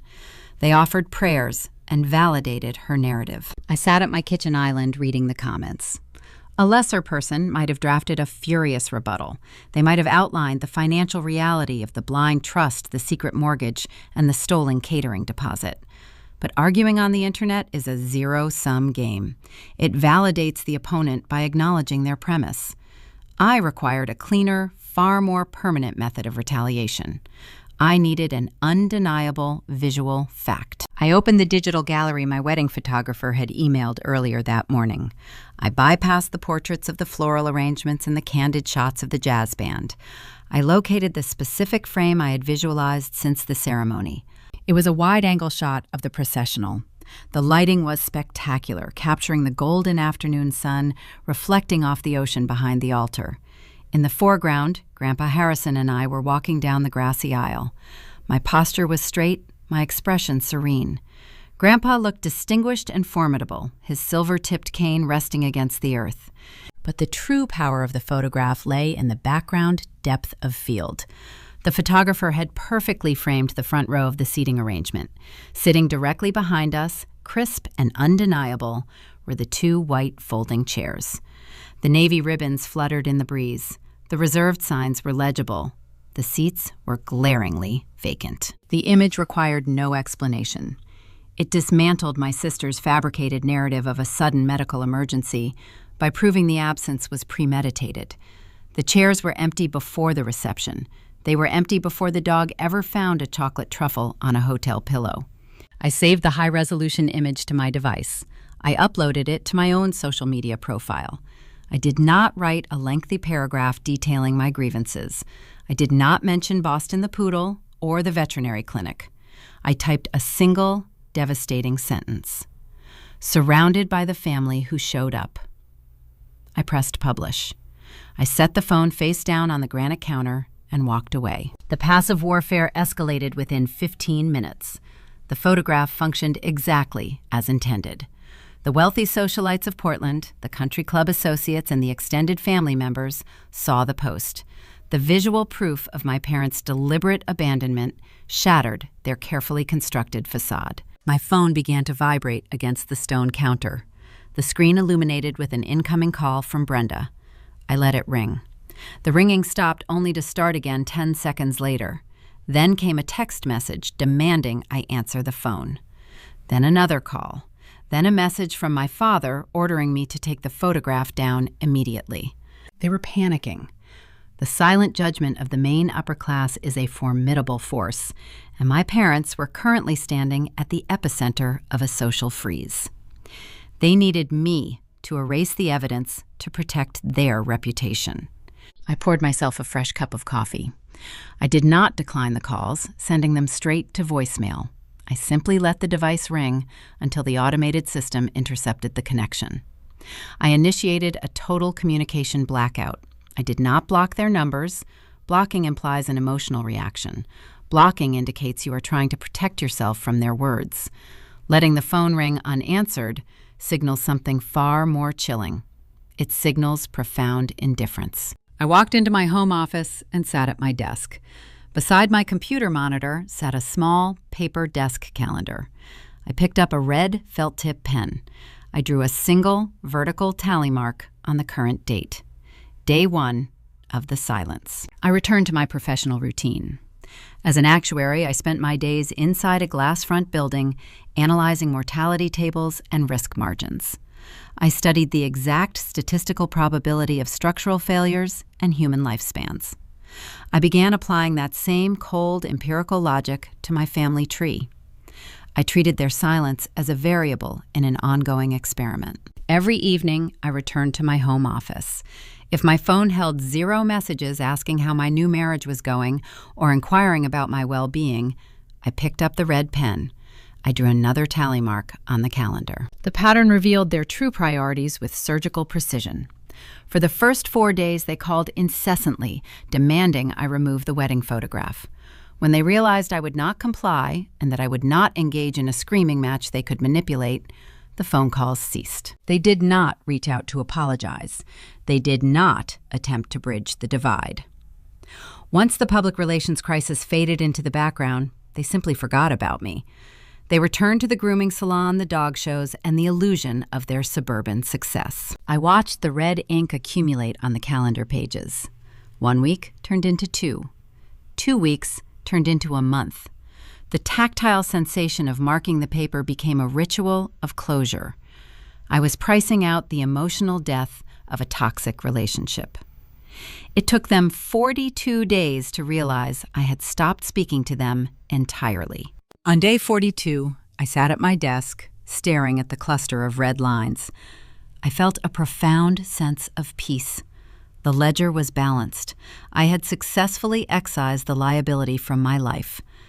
I assumed the separation would remain permanent, a quiet estrangement maintained across city lines. I did not factor in the fragility of the human body. The following Tuesday, the quiet equilibrium I had established shattered. My phone rang, breaking the silence of my office. The caller identification did not display my mother's name. It displayed the main switchboard number for Maine Medical Center. I answered the call. A hospital administrator informed me that Grandpa Harrison had been admitted through the emergency department. The timeline of our family conflict suddenly accelerated, shifting from a Cold War of silent tally marks into a chaotic, high-stakes medical crisis. And as I drove toward the hospital, I knew my parents would view this tragedy not as a loss, but as a financial opportunity, entirely unaware that the man lying in the critical care unit had already sealed their doom. I drove toward Maine Medical Center under a steel gray autumn sky. The coastal wind whipped fallen leaves across the asphalt, but inside the sealed environment of the hospital, the air was stagnant, smelling of rubbing alcohol and synthetic floor wax. I navigated the labyrinth of fluorescent corridors until I reached the critical care wing. For 42 days, my parents had maintained a rigid, punishing silence. They had ignored my existence, prioritizing their social survival over our relationship. That silence evaporated the instant Grandpa Harrison suffered a severe stroke. The sudden threat of losing access to the family fortune triggered an immediate theatrical pivot. I pushed through the heavy double doors of the waiting area. I found Richard and Brenda holding court in the center of the room. They had practically moved into the hospital, transforming the visitor lounge into their personal command center.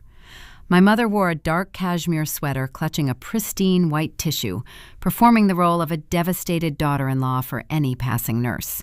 My father stood near the window, speaking in hushed, authoritative tones on his cell phone, projecting the image of a seasoned executive preparing to inherit an empire. They did not greet me with a hug. They did not ask how I was coping with the sudden medical crisis. The moment I walked into the room, my father lowered his phone and pointed toward the nurse's station. "Lucy, go find the attending physician and secure a copy of the insurance intake forms Richard ordered, bypassing any formal greeting. Your mother needs a fresh latte from the lobby cafe. Skim milk. I need you to handle the billing department. You are good at tracking the numbers. Leave the high-level medical decisions to me." I stood in the sterile hallway and looked at them. The dramatic irony was so thick, it felt like a physical weight pressing against my ribs. My father was treating me like an unpaid secretary. He assumed his position as the patriarch in waiting granted him undisputed authority. He believed he was weeks away from inheriting a multi-million-dollar timber and real estate fortune. He was ordering me to fetch coffee and file paperwork, entirely oblivious to the reality that I was the legally appointed sole executor of the estate. The vault was already locked. The inheritance was secured in a trust he could not touch, and the very daughter he was dispatching to the cafeteria held the key to his impending financial ruin. I did not smirk. I did not correct his delusion. I simply nodded, took his coffee order, and walked toward the administrative desk. Confrontation ruins the trap. Compliance ensures the enemy remains comfortable. Grandpa survived the initial cerebral hemorrhage, but the neurological damage was extensive. The doctors moved him from critical care into a private hospice suite on the top floor. The room featured a large window overlooking the Portland Harbor, a comfortable recliner for guests, and the rhythmic, unavoidable hiss of the oxygen machine. The stroke had ravaged his motor functions and eradicated his ability to speak. Aphasia locked his formidable intellect inside a failing physical vessel. But his mind remained razor sharp. The left side of his face drooped, yet his pale right eye tracked every movement in the room with piercing, unforgiving clarity. I spent my evenings sitting in the corner chair, compiling actuarial reports on my laptop, providing a quiet presence. My parents, however, treated the hospice suite like a VIP lounge. They visited during peak afternoon hours, ensuring the medical staff witnessed their devotion. During one of these afternoon visits, the sheer depravity of their greed materialized into a physical object. I was sitting quietly in the corner while my father paced at the foot of the hospital bed. Richard was speaking aloud, ostensibly talking to Grandpa, but actually rehearsing his own future. He rambled about legacy, about modernizing the commercial properties, and about taking the reins of the Harrison name. Grandpa lay motionless against the pillows, his single functioning eye locked onto his son. My gaze drifted toward the rolling metal tray table positioned next to the medical monitors. Resting beside a plastic water pitcher and a sealed cup of applesauce was a heavy, glossy brochure. I stood up and approached the tray. I picked up the thick paper. It was marketing material from a high-end European automotive dealership. The cover displayed a sleek, midnight blue sports utility vehicle. I opened the fold. The printed text highlighted custom leather interiors, a panoramic sunroof, and an upgraded engine package. The base price listed at the bottom corner was $90,000. I felt a cold chill radiate through my chest. "I put my name on the wait list yesterday," Richard announced, noticing the brochure in my hand. He adjusted his silk necktie, looking down at his silent, paralyzed father. "The dealership requires a substantial deposit, but I anticipate a significant influx of liquidity very soon. It is time to upgrade the daily driver.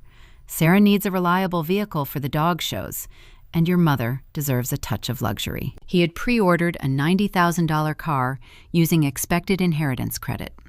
He was standing over a dying man, measuring the remaining breaths against the delivery date of a luxury vehicle.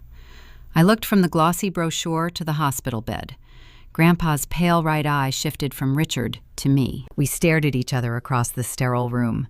No words were exchanged, but the silent communication was deafening. Grandpa saw the brochure. He heard the arrogant entitlement radiating from his son. He saw the grim, calculating restraint in my posture. Grandpa knew Richard had secretly mortgaged the suburban home to fund the failing grooming salon. Grandpa knew Richard was drowning in high-interest debt. And Grandpa knew that the $90,000 vehicle would never materialize because the inheritance Richard was mentally spending had already been legally reclassified as a callable loan. I placed the car brochure back onto the metal tray, setting it down with precise, deliberate care. "That is a beautiful vehicle, Dad," I said, keeping my voice devoid of any emotional inflection. "I am sure the financing will be very illuminating." I turned and walked out of the room to fetch their requested coffees, playing the subservient role perfectly. The hospice period stretched for 3 agonizing weeks. The emotional performance began to wear thin. My parents grew increasingly restless. Sarah's grooming boutique was still hemorrhaging capital. The secret mortgage payments were looming, and the new vehicle deposit required funding. My father needed cash, and he needed it quickly. He began hovering near the nurses' station, asking inappropriate questions about timelines and palliative timelines. The vultures were circling, impatient for the feast. But they were circling a painted desert. The legal snare required one final definitive mechanism to ensure Richard could never contest the debt. The $450,000 in business capital had to be explicitly acknowledged by the borrower. If my father realized the money was a loan after Grandpa's passing, he might attempt a prolonged legal battle in probate court, tying up the estate in expensive litigation. We needed a signature. We needed a voluntary, documented admission of receipt. On a rainy Tuesday morning, while my parents were drinking coffee in the hospital cafeteria, the trap advanced. Mr. Vance, the formidable estate attorney, walked through the sliding glass doors of the medical center. He wore his tailored charcoal suit, carrying a slim leather briefcase. He did not look like a man visiting a dying friend. He looked like an executioner arriving for an appointment. He found me standing near the elevator bank. We exchanged a brief, understanding nod. Mr. Vance was about to execute a brilliant diversionary tactic. He was going to summon my eager, cash-starved parents to his downtown law office under the guise of an early inheritance transfer. He was going to feed their monumental greed, presenting them with a document they would sign with absolute joy, entirely unaware that the ink from their own pens would seal their inescapable financial ruin. The attorney stood in the sterile hospital corridor, holding his slim leather briefcase. We exchanged a silent, knowing look before he walked toward the visitor lounge. I followed at a discreet distance, watching the execution of a flawless legal maneuver. My parents were seated on the vinyl couches. Richard was scrolling through his phone, likely checking the specifications of the luxury vehicle he had just pre-ordered. Brenda was flipping through a lifestyle magazine. When the prominent estate lawyer approached, they both sat up straight, instantly assuming postures of profound importance. The lawyer did not offer comforting platitudes regarding the patriarch lying in the nearby hospice suite. He utilized a crisp, professional tone designed to trigger my father's monumental greed. He requested that Richard and Brenda visit his downtown Portland office the following morning. The purpose of the meeting, the attorney explained, was to execute a series of preliminary transfer documents before the inevitable occurred. I watched my father's eyes widen. The phrase preliminary transfer acts as an intoxicating trigger for men who believe they are outsmarting the system. Richard immediately assumed Grandpa was initiating an early distribution of the timber deeds and real estate holdings to bypass the heavy burden of state probate taxes. In my father's mind, this summons was the ultimate validation. He believed the old man was finally handing over the keys to the empire. "We will be there at 9 sharp, Richard confirmed, standing up to shake the lawyer's hand. He puffed out his chest, radiating an unearned sense of triumph. The following morning, my parents treated the law office appointment like a coronation. They dressed in their finest attire. Richard wore a tailored navy suit. Brenda wore her signature pearls and a designer trench coat. They drove into the city, leaving the grim reality of the hospital behind, eager to claim their supposed reward. I did not attend the meeting. My presence would have raised suspicions. I remained at my desk at the insurance firm reviewing risk models and mortality tables, while the attorney orchestrated the final phase of the financial snare. Later that afternoon, the lawyer called me on a secure line to confirm the execution. He described the encounter in granular detail, providing a clinical breakdown of my parents' staggering arrogance. Richard and Brenda had arrived early, practically vibrating with anticipation. They were escorted into the primary conference room, a space featuring floor-to-ceiling bookshelves and a sprawling oak table. The attorney placed a thick stack of legal paperwork in front of my father. These pages contained dense, impenetrable financial jargon. A prudent individual would have hired independent counsel to review the clauses. A cautious man would have read every single paragraph before lifting a pen. But Richard possessed neither prudence nor caution. He possessed an overwhelming, blinding sense of entitlement. He saw the signature lines at the bottom of the pages and assumed they were his tickets to immense wealth. He picked up the provided fountain pen. He did not ask a single question about the specific terms. He simply began signing his name. He signed the first page acknowledging the operational history of Sarah's boutique grooming business. He flipped to the second page, his enthusiasm overriding any instinct for self-preservation. He pressed the nib down hard, scrawling his signature with rapid, forceful strokes. He was moving so quickly that the wet ink from the second page transferred onto his skin. A distinct dark blue smear stained the pad of his right thumb. He did not notice the mark. He just smiled broadly at the attorney, radiating the supreme confidence of a man who believes he has conquered the world, and signed the third and final page. The trap snapped shut with the stroke of a pen. Those documents had nothing to do with inheriting the sprawling coastal properties or the lucrative timber contracts. They were not preliminary deeds designed to evade taxation. They were formal, irrevocable, legal acknowledgments of receipt. By signing those specific pages, Richard formally admitted to receiving the $450,000 injected into the failing grooming salon. More importantly, the paperwork contained a waiver clause. My father legally surrendered his right to ever classify those funds as a generic gift. He officially documented the capital as a deliberate, calculated disbursement from the secondary trust. The implications were inescapable. If the money was not a gift, it was a debt. And because he had previously used his suburban home as hidden collateral for the commercial salon, he had just tethered his primary residence directly to the estate ledger. He had cemented his own liability. If he ever attempted to contest the callable loan in probate court, a judge would simply look at the dark blue ink of his own signature and dismiss the appeal. He had forged his own financial handcuffs. Oblivious to their impending ruin, my parents left the law office in a state of euphoric celebration. They did not return to the hospital to sit with the dying patriarch. Instead, they drove to a high-end steakhouse located near the waterfront. They ordered prime cuts of beef. They shared an expensive bottle of imported red wine. They toasted to their brilliant future, to Sarah's dog grooming empire, and to the luxury sport utility vehicle arriving in a few short weeks. They were feasting on the edge of a cliff, blind to the sheer drop below. I sat in my quiet house that evening, looking at the red tally marks on my desk calendar. The silent war had escalated into an irreversible legal reality. My parents had spent my entire life viewing me as a designated shock absorber, a reliable asset meant to cushion their reckless decisions. They assumed my quiet demeanor during the wedding and my subsequent distance were symptoms of passive surrender. They never suspected that the quiet daughter was the architect of their downfall. The illusion of their wealth lasted for exactly 14 more days. 2 weeks after the ink smeared on my father's thumb, the heavy, labored breathing in the hospice suite finally ceased. The relentless hiss of the oxygen machine was turned off. Grandpa Harrison passed away in the early hours of a rainy Thursday morning. The patriarch of the Maine timber fortune was gone. The news rippled through the affluent circles of Portland, prompting an outpouring of condolences and formal floral deliveries.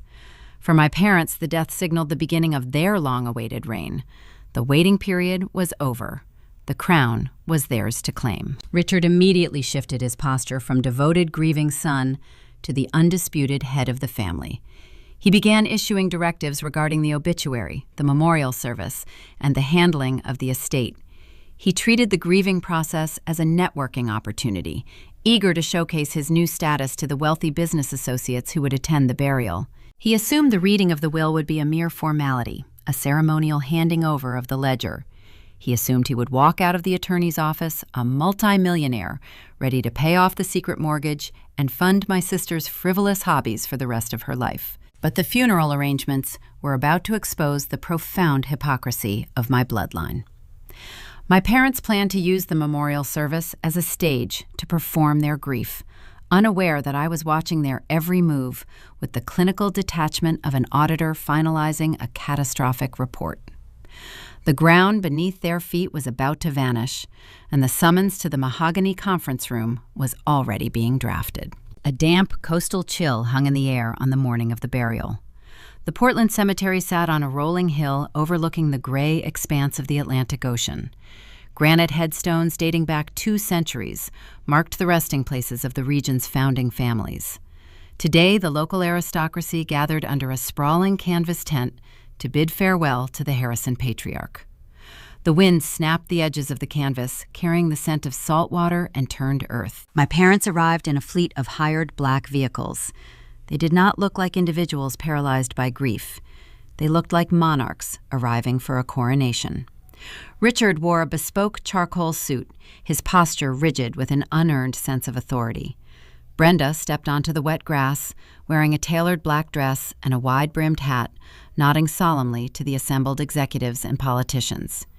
She utilized a silk handkerchief to dab at dry eyes, playing the tragic heroine for the benefit of the country club associates. I did not sit in the front row.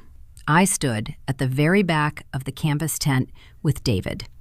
My husband held my hand, his thumb tracing slow circles across my knuckles. He observed the theatrical performance unfolding near the bronze casket with quiet disgust. I felt zero anger. My heart rate remained steady. I stood there, possessing the cold, clinical patience of an auditor, observing a corrupt corporation just hours before a federal indictment drops. The sheer absurdity of the morning reached its peak when a silver sedan pulled up to the curb. Sarah emerged. She did not walk toward the seating area alone. She held a crystal-studded leather leash. Trotting beside her, panting in the humid autumn air, was Duchess, the standard poodle. Sarah had actually brought a dog to a solemn graveside service. To make the spectacle even more insulting, she had tied a thick black velvet mourning bow around the animal's neck.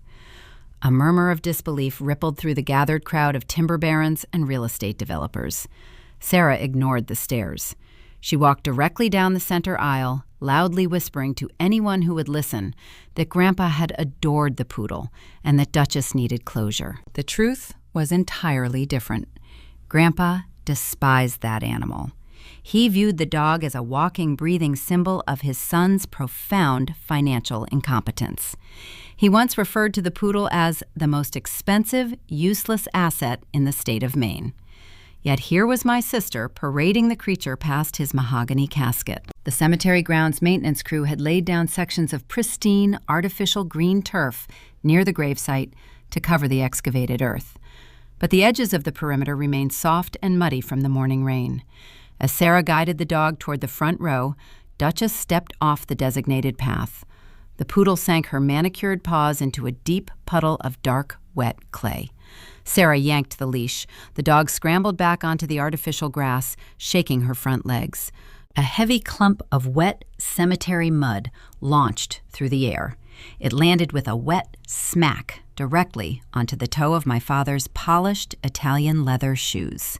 The dark sludge splattered across the pristine shine, ruining the immaculate aesthetic he had carefully curated for his big day. Richard looked down. A flash of pure fury crossed his features. But he was surrounded by influential peers. He could not yell at his favored daughter or kick the beloved animal. He forced a tight, agonizing smile, pulled a linen handkerchief from his pocket, and wiped the mud from his expensive footwear. He pretended the humiliation was a minor inconvenience, masking his rage behind a veneer of wealthy stoicism. The service commenced. The officiant spoke briefly before inviting my father to the podium to deliver the eulogy. Richard adjusted the microphone. A eulogy is traditionally a space to honor the deceased, to share warm memories, and to reflect on a life well lived. Richard utilized his 15 minutes of speaking time to deliver a corporate pitch. He spoke very little about my grandfather's character or accomplishments. Instead, he talked extensively about the future. He used phrases like passing the torch and assuming the mantle of leadership. He looked out at the audience of wealthy investors and promised them that the Harrison family legacy was in strong, capable hands. He was reassuring the local aristocracy that the money would continue to flow under his upcoming administration. He was giving an inaugural address over a closed casket. I listened to his speech without flinching. He sounded so incredibly confident. He truly believed the timber empire, the real estate portfolio, and the liquid capital were just days away from entering his bank account. He had no idea his inheritance consisted of a $0 balance and a catastrophic callable debt. He was digging his own social grave while standing next to a literal one. The service concluded. The guests transitioned from the tent to the paved pathways, offering their final condolences. I hung back near the tree line, watching the social interactions unfold. Brenda held court near a cluster of marble headstones. She was surrounded by the wives of local politicians and prominent business owners. Her voice carried over the wind. "It has been a terrible week," Brenda sighed, ensuring her volume reached the maximum number of years. "But we are focusing on the future. The estate attorneys are formally reading the will this coming Tuesday. Richard will be stepping into his new role immediately afterward. We have so many exciting plans for the properties." She was publicly announcing their impending wealth. She was locking them into a narrative of profound financial elevation. By telling the most influential gossips in Portland about the Tuesday appointment, she ensured the entire upper crust of the city would be watching for their ascension. She was setting the stage for a spectacular public downfall. David and I left the cemetery before the formal reception began. We returned to our quiet home. The weekend passed with a slow, creeping tension. On Monday morning, the mail carrier dropped a certified envelope into my secure mailbox. It bore the return address of Vance and Sterling. I opened the thick envelope. Inside sat the formal summons for the reading of the last will and testament. The document was printed on heavy legal stock. I scanned the text. Mr. Vance had drafted a highly unusual, highly specific set of demands for the Tuesday morning meeting. It was not a general invitation for the surviving family members. The letter explicitly required the attendance of Richard, Brenda, Sarah, and myself. But the most striking element of the summons was the final paragraph. It stated that Sarah was legally compelled to bring the complete financial ledgers, tax returns, and operational accounting books for her boutique grooming business to the law office. A standard estate reading never demands the financial records of a beneficiary's side business. The specific inclusion of the salon ledgers meant Mr. Vance was preparing to execute the callable loan provision in real time. My parents would walk into that mahogany conference room expecting a coronation, entirely unaware that the actuary sitting across the table had already drawn the final, devastating conclusion. The countdown to Tuesday had officially begun. Tuesday morning arrived with a cold, driving rain that lashed against the windows of the Portland law firm. I arrived at the offices of Vance and Sterling a full 45 minutes before the scheduled meeting. I did not wear morning clothes. I wore a sharp, tailored navy suit, the attire of a professional arriving to execute a hostile takeover. David walked beside me, carrying a heavy leather briefcase. He provided a calm, steady anchor in the storm I was about to unleash. A paralegal escorted us into the primary conference room. The space was intimidating by design. Floor-to-ceiling bookshelves lined the walls, filled with thick, leather-bound legal volumes. A massive, polished mahogany table dominated the center of the room. 8 high-backed leather chairs surrounded the wood. The air smelled of old paper and bitter coffee. Mr. Vance was not yet present. The room was empty. I walked over to the side of the table facing the windows. I placed my briefcase on the wood, extracted a yellow legal pad, and set my favorite fountain pen beside it. I aligned the items with precise geometry. Then I reached into the interior pocket of my suit jacket. I withdrew 2 small, stiff paper cards. They were constructed from heavy, cream-colored stock. I walked around the mahogany table to the seats designated for my parents. I placed 1 card perfectly centered on the table in front of my father's chair. I placed the 2nd card in front of my mother's chair. The cards did not display their names. They did not say Richard Martin or Brenda Martin. Printed in stark black capital letters across the center of each card was a single word: debtor. I returned to my seat next to David. We sat in silence, listening to the rain hit the glass. The stage was set. The visual trap was laid.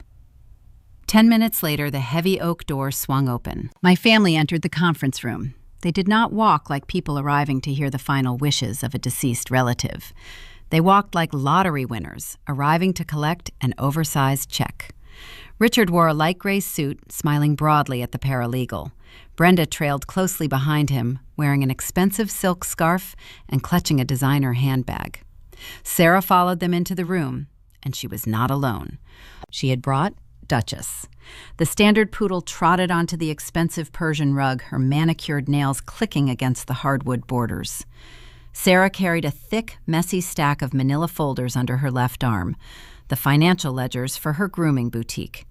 She looked deeply annoyed by the requirement. Why on earth did the attorney ask for my business records?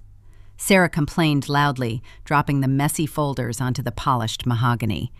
This is an estate reading, not a tax audit. It is ridiculous. Richard waved a dismissive hand. It is just a formality, sweetheart. The old man probably structured a trust fund to supplement your operating costs. He likely wanted Mr. Vance to verify the routing numbers before executing the transfer. Sit down and relax. We are about to be very comfortable. They moved toward the leather chairs opposite David and me. They were so consumed by their own arrogance that they barely acknowledged our presence. Richard pulled his chair out and moved to sit down. As he leaned forward, his gaze dropped to the table. He saw the stiff paper card resting directly in front of his designated seat. He stopped moving. His brow furrowed. He picked up the cream-colored stock, holding it between his thumb and index finger. He read the black capital letters. Debtor. He looked across the table at me. His expression morphed from supreme confidence to profound confusion. Brenda noticed his hesitation. She looked down at her own place setting, picking up the identical card. She stared at the word, her lips parting in silent shock. "What is this supposed to mean?" Richard demanded, his voice thick with rising agitation. "Is this some kind of terrible joke? Lucy, did you print these?" I did not blink. I did not offer an explanation. I simply looked at him, my face a mask of clinical detachment, and remained silent. My refusal to engage infuriated him further. He tossed the card onto the table. Before he could launch into a tirade, the conference room door opened again. Mr. Vance walked in. The formidable estate attorney carried a thick black leather folder. He did not smile. He did not offer condolences. He walked to the head of the mahogany table, sat down, and placed his heavy metal reading glasses onto his nose. The sheer gravity of his presence commanded absolute silence. Even the poodle stopped panting and sat quietly on the rug. "We will dispense with pleasantries and proceed directly to the execution of the documents," Mr. Vance announced. His voice was cold, echoing off the high ceiling. "I am here to read the last will and testament of Harrison Arthur Martin, as updated and formally ratified 4 weeks prior to his passing." Richard leaned forward, resting his elbows on the table. He pushed the debtor card aside, eager to hear his coronation. He assumed the recent update was the final transfer of power he had been anticipating. Mr. Vance opened the black folder. The first 2 pages consisted of standard legal boilerplate. He read through a series of minor bequests: a modest donation to the Portland Historical Society, a financial gift to a local land conservation trust, a small pension designated for his private nurse, My parents listened with barely concealed impatience. They tapped their fingers against the wood, waiting for the massive numbers to drop. They wanted the timber deeds. They wanted the real estate portfolio. They wanted the liquid cash. Mr. Vance turned to the third page. He paused, adjusting his glasses. The atmosphere in the room shifted. The air grew dense, charged with a sudden suffocating pressure.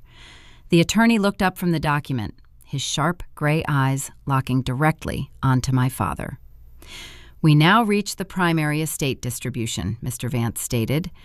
Richard smiled, adjusting his necktie. Mr. Vance looked back down at the parchment paper. He began to read. The legal terminology was dense, but the underlying message was a brutal, inescapable financial strike. "To my son, Richard Martin," Mr. Vance read aloud, his voice steady and relentless. "A man who values a dog's placement ribbon over his own daughter's wedding vows. A man who abandons his family responsibilities to sit in a hotel suite. To this son, I leave exactly the sum he invested in his daughter Lucy's marriage." Mr. Vance paused. The silence in the room was absolute. The only sound was the rain hitting the window panes. $0, Mr. Vance concluded.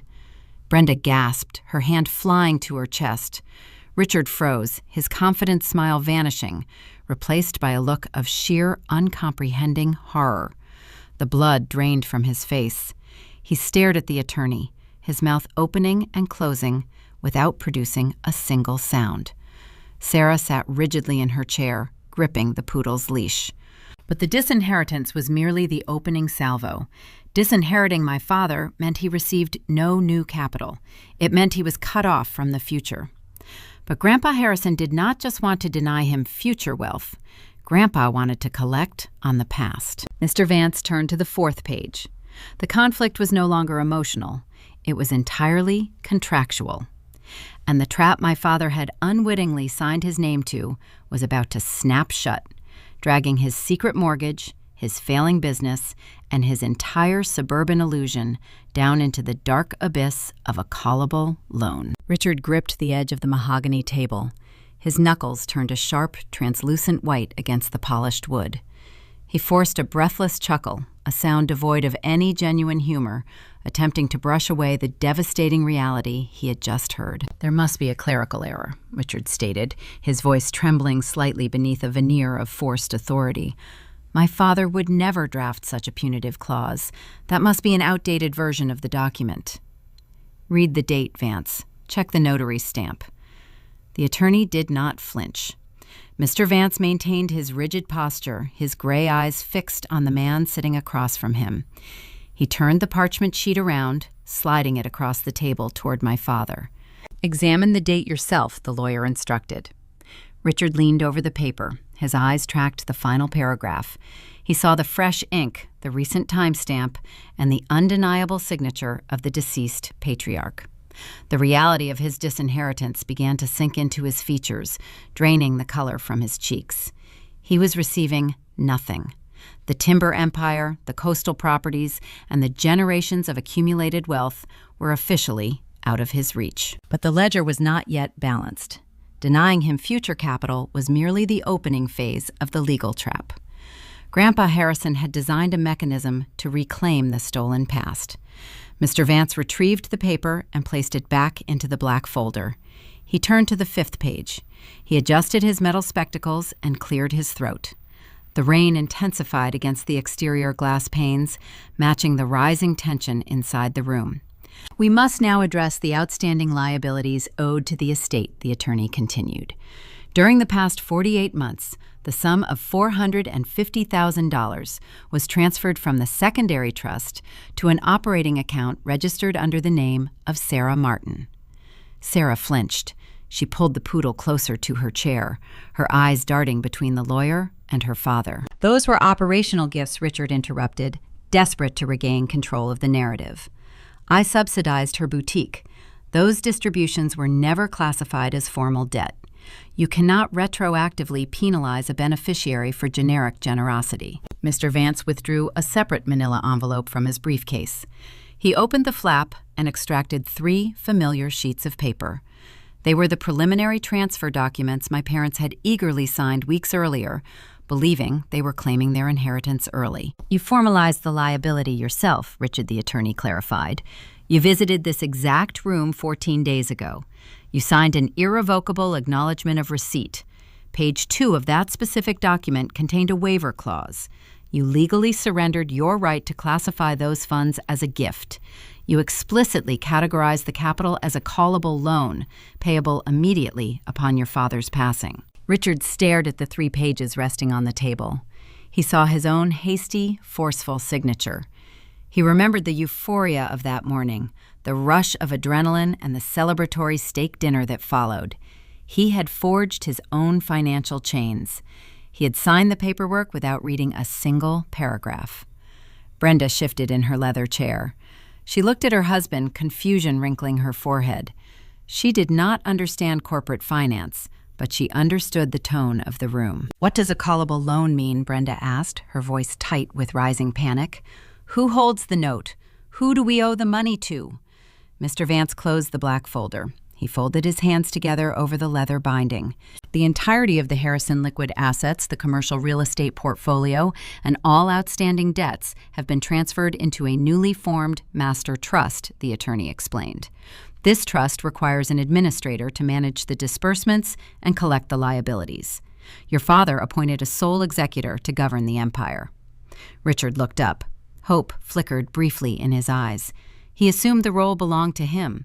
He assumed he could simply forgive his own debt. "The sole executor and controlling trustee is your daughter," Mr. Vance declared, "Lucy Martin." All 3 heads snapped toward me.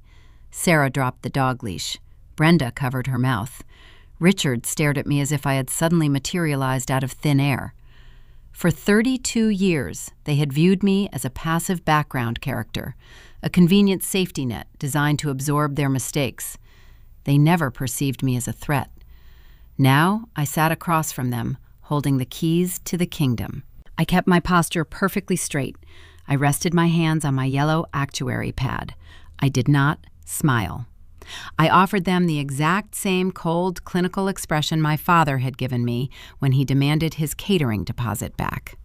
"This is preposterous," Richard shouted, slamming his hand against the mahogany table. "She cannot control the estate. She is vindictive. She will bankrupt us just to settle a petty grudge over a wedding. She will execute the terms of the trust according to the law," Mr. Vance corrected sharply.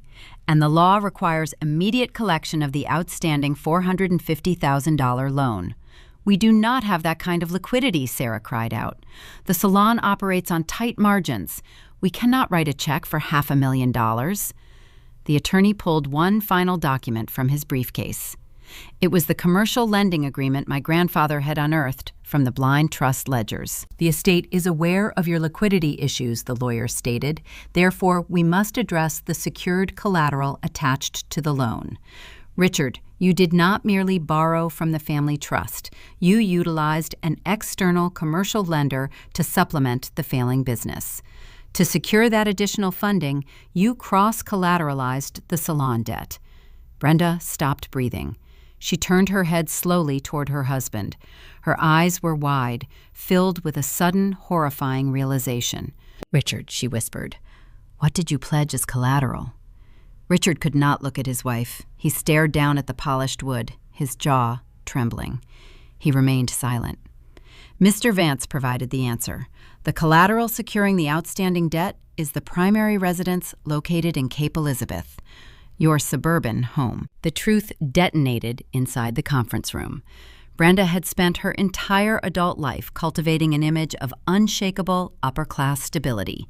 She hosted charity luncheons in her pristine living room. She believed she owned her sanctuary outright. She had no idea her husband had quietly wagered their shelter to finance a dog-washing boutique. The designer handbag resting on Brenda's lap slipped from her grasp. The heavy leather purse hit the hardwood floor with a sickening, definitive thud. The brass hardware clattered against the oak planks. The sound marked the exact moment her curated illusion shattered into thousands of jagged pieces. "You mortgaged our house!" Brenda screamed, her voice tearing through the dignified silence of the law firm. "You bet our home on a poodle salon. How could you do this without telling me?" Richard tried to grab her arm. "I was going to pay it back," he pleaded. "I thought the inheritance would cover the balance. The old man was supposed to leave us the timber money. I was protecting the family." "You were protecting your own ego," Brenda shrieked, pulling her arm away as if his touch burned her skin. "We are ruined. We have nothing." Sarah began to sob loudly, burying her face in her hands. The poodle whined, sensing the chaotic distress, and paced nervously around the Persian rug. The pristine, mahogany-paneled conference room devolving into a theater of profound misery. My parents turned on each other, tearing away decades of marital loyalty in a matter of seconds. Richard blamed the dead patriarch. Brenda cursed her husband's staggering incompetence. Sarah wailed about losing her imported chandeliers and velvet benches. I watched the meltdown from my seat next to David. My husband sat with quiet vigilance, observing the destruction of the people who had tried to break my spirit. I felt no urge to intervene. I felt no instinct to comfort them. Actuaries do not pause a simulation when the variables produce a catastrophic outcome. They simply record the results. Mr. Vance allowed the argument to rage for 2 full minutes before raising his voice. "Silence," the attorney commanded, his tone carrying the weight of a gavel striking a block. The screaming ceased. Richard and Brenda fell back into their chairs, breathing heavily, their faces flushed with rage and humiliation. "The contractual terms are non-negotiable," Mr. Vance concluded. "You have exactly 90 days to settle the ledger. If the $450,000 balance is not paid in full by the end of the 3rd month, the executor will initiate foreclosure proceedings. The estate will seize the commercial grooming business. The estate will liquidate the retail assets, and the estate will foreclose on your primary residence." Total financial collapse. It was no longer a theoretical risk on a spreadsheet. It was a ticking clock. The lawyer closed his leather folder. The meeting was officially adjourned. Nobody moved. My father sat paralyzed, his chest rising and falling in shallow, erratic bursts. He looked like a man who had just stepped off a ledge, suspended in midair, waiting for gravity to pull him into the abyss. Brenda stared blankly at the wall, tears ruining her expensive makeup. Sarah clutched the dog leash, unable to process the evaporation of her subsidized reality. The quiet that descended over the room was heavier than the silence in the front row of my wedding. It was a crushing, contractual silence. It was the sound of a debt coming due. They had spent my entire life avoiding the consequences of their actions, relying on my strength to carry their burdens. But the final transaction was approaching, and they were about to discover exactly how an actuary collects a debt. The crushing silence in the mahogany conference room held for a long, agonizing minute. The reality of his total financial destruction finally penetrated the thick armor of my father's arrogance. The bespoke charcoal suit he wore suddenly looked like a costume draped over a hollow frame. His posture collapsed. The man who had spent 32 years treating me as a disposable asset was suddenly staring at the floor, realizing he was entirely at my mercy. Richard broke the quiet. He placed both hands flat on the polished wood and pushed himself upward, half rising from his leather chair. He leaned across the wide table, his chest heaving, his face slick with a sudden cold sweat. He practically crawled over the dark wood, reaching a trembling hand toward me. "Lucy, you cannot do this," Richard pleaded. His voice was stripped of all its former executive authority. It was a high, thin sound cracking under the weight of his terror. "We are your family. I am your father. You cannot foreclose on our home. Where will your mother live? Where will Sarah go? You must waive the debt. You have the power as the executor to simply erase the ledger. We can start over. Please have some loyalty to your own blood." I looked at his outstretched hand. I looked at the dark blue ink still faintly smudged on the pad of his thumb, the physical evidence of his own lethal greed. I felt no urge to reach across the divide and take his hand. I felt no surge of daughterly compassion. I recalled the exact sensation of sitting at my kitchen island 3 weeks before my wedding, staring at a banking portal, wiring $5,000 of my own contingency funds to this man because he demanded a refund for a catered dinner he refused to attend. I remembered the cold, transactional tone of his email, justifying a canine massage therapist over his presence at my vows. I did not raise my voice. I did not scream about the empty white folding chairs on the coastal lawn. I did not mention the rehearsal dinner or the luxury sport utility vehicle brochure left on a dying man's bedside table. An actuary does not need to shout to establish dominance. An actuary simply presents the final accounting. I reached into the interior pocket of my leather briefcase resting on the table. I bypassed my yellow legal pad and extracted a single crisp sheet of printer paper. I placed the paper face down on the mahogany surface. I pressed my index and middle fingers against the white sheet. With a slow, deliberate motion, I slid the document across the wide table.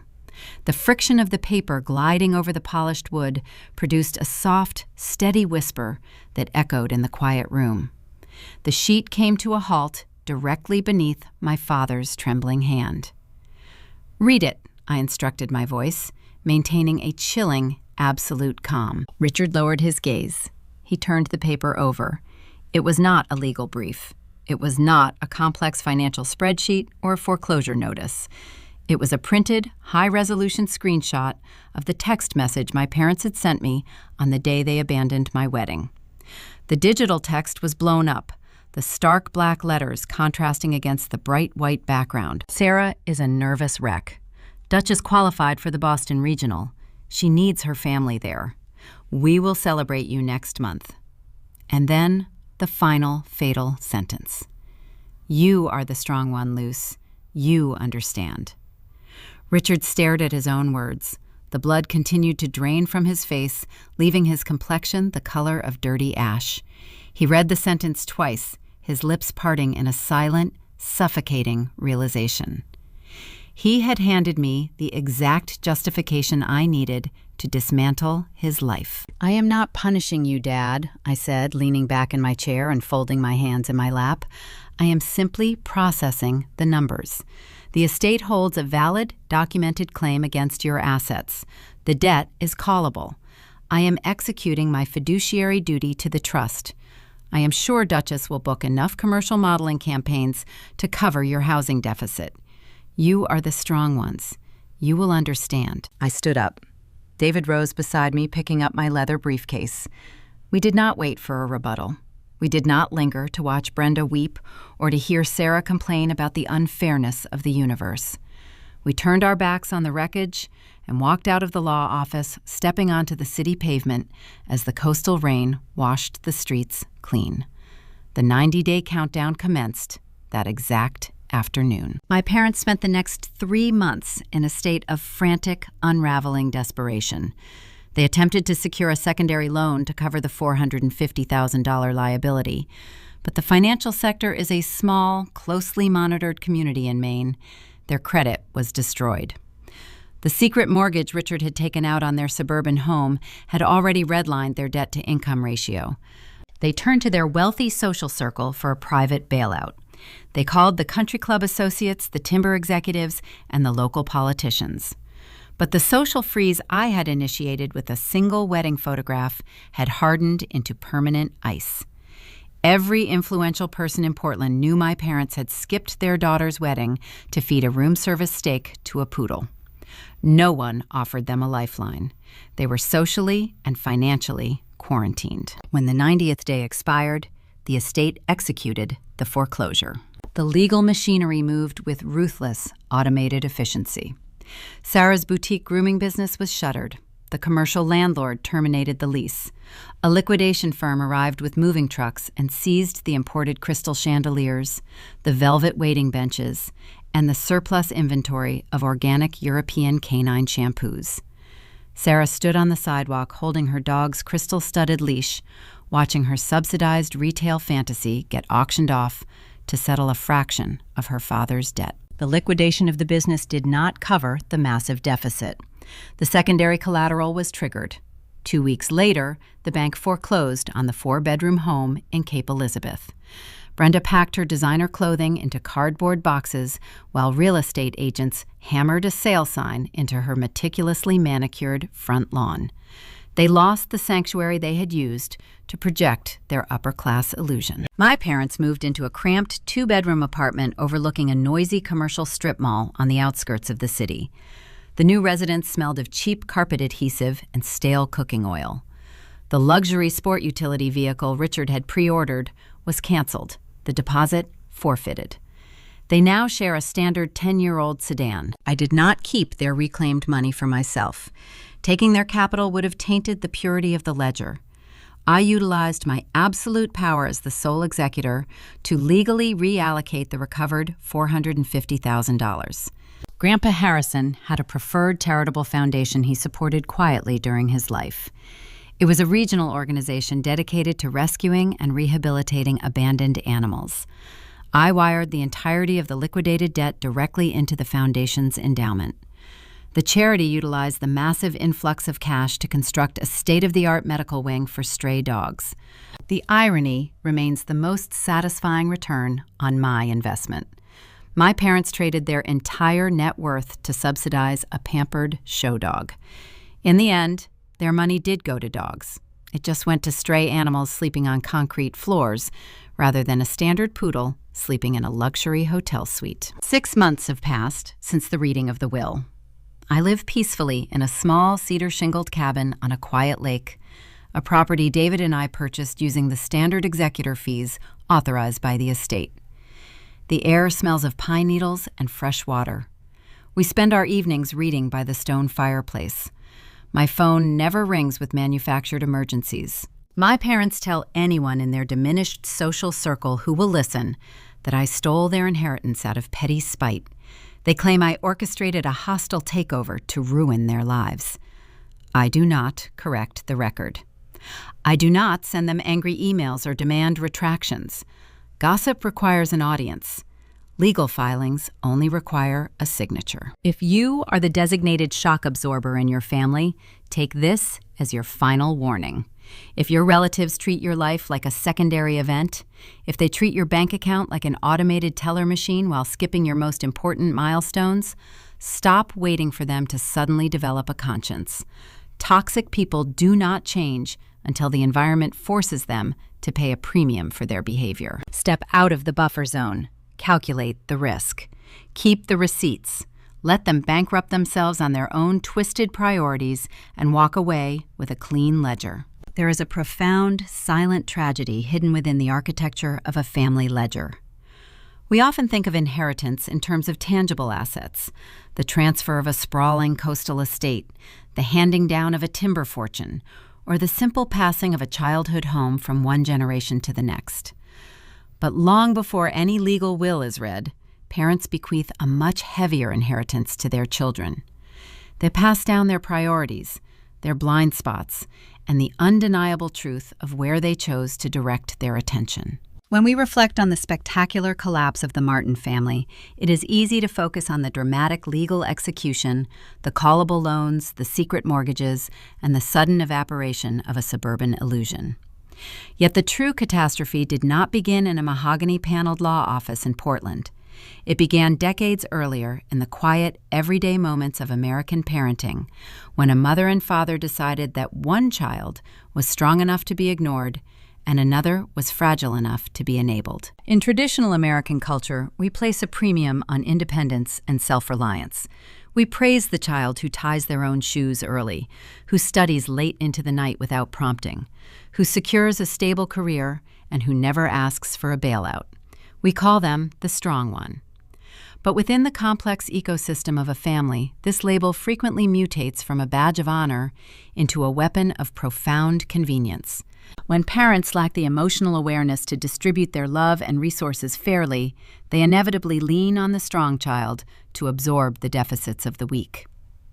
Lucy was an actuary, a woman who calculated risk and navigated her life with quiet competence. Her parents looked at her stability and saw a designated shock absorber. They assumed that because she did not demand attention, she did not require love. They believed her resilience was a boundless resource they could tap into whenever her sister Sarah manufactured a new crisis. This is the great parenting trap. By outsourcing their parental responsibilities to their most capable child, Richard and Brenda committed a silent betrayal. They failed to understand that emotional endurance is not an invitation for neglect. A child who learns to comfort herself does not stop needing her parents. She simply stops expecting them to show up. Conversely, we must examine the tragic disservice done to the golden child. In an attempt to protect Sarah from the sharp edges of reality, her parents funded a failing boutique-financed luxury hotel suites for a dog and shielded her from every natural consequence of her actions. They disguised their cowardice as maternal and paternal devotion. But true family responsibility demands honesty. It requires the immense courage to look a child in the eye and say no. It requires allowing a child to stumble, to fail, and to learn how to stand back up under their own power. By secretly mortgaging their primary residence to keep a doomed grooming salon afloat, Richard and Brenda were not protecting Sarah. They were crippling her. They traded long-term guidance for short-term appeasement. They valued the aesthetic of a successful, happy family over the arduous, unglamorous work of actually building one. When parents hide financial and emotional truths to maintain an illusion of harmony, they build their household on a foundation of sand. The inevitable collapse is merely a matter of time. Grandpa Harrison understood this fundamental truth. He represented a traditional, foundational approach to family structure, one rooted in fairness, transparency, and inescapable accountability. He recognized that a family without boundaries is just a corporation waiting to go bankrupt. He did not coddle his son. He watched Richard prioritize vanity over duty, and he responded with the ultimate lesson in consequence. Grandpa's final act was not one of malice, but of profound moral correction. He forced his son to finally pay the bill he had been running up for over 3 decades. Parenting is an ongoing series of investments. Every time you show up to a soccer game, every time you sit at the kitchen table to help with algebra, and every time you choose to sit in a folding chair in the front row of your daughter's wedding, you are making a deposit into a lifelong bond. Missing that wedding to chase a plastic ribbon at a dog show was not merely a scheduling conflict. It was a loud, irrevocable declaration of worth. Children, regardless of how old they get, never stop reading the room. They never stop calculating the balance of fairness. The story of the empty white chairs on the Maine coastline serves as a stark reminder for all of us navigating the complex waters of family life. It urges us to examine our own ledgers. Are we taking our most reliable loved ones for granted? Are we enabling the destructive habits of those we claim to protect? Are we communicating our values through our presence? Or are our chairs sitting empty while we chase fleeting distractions? Here at Aura Vengeance, we explore the dark, hidden corners of these family dynamics.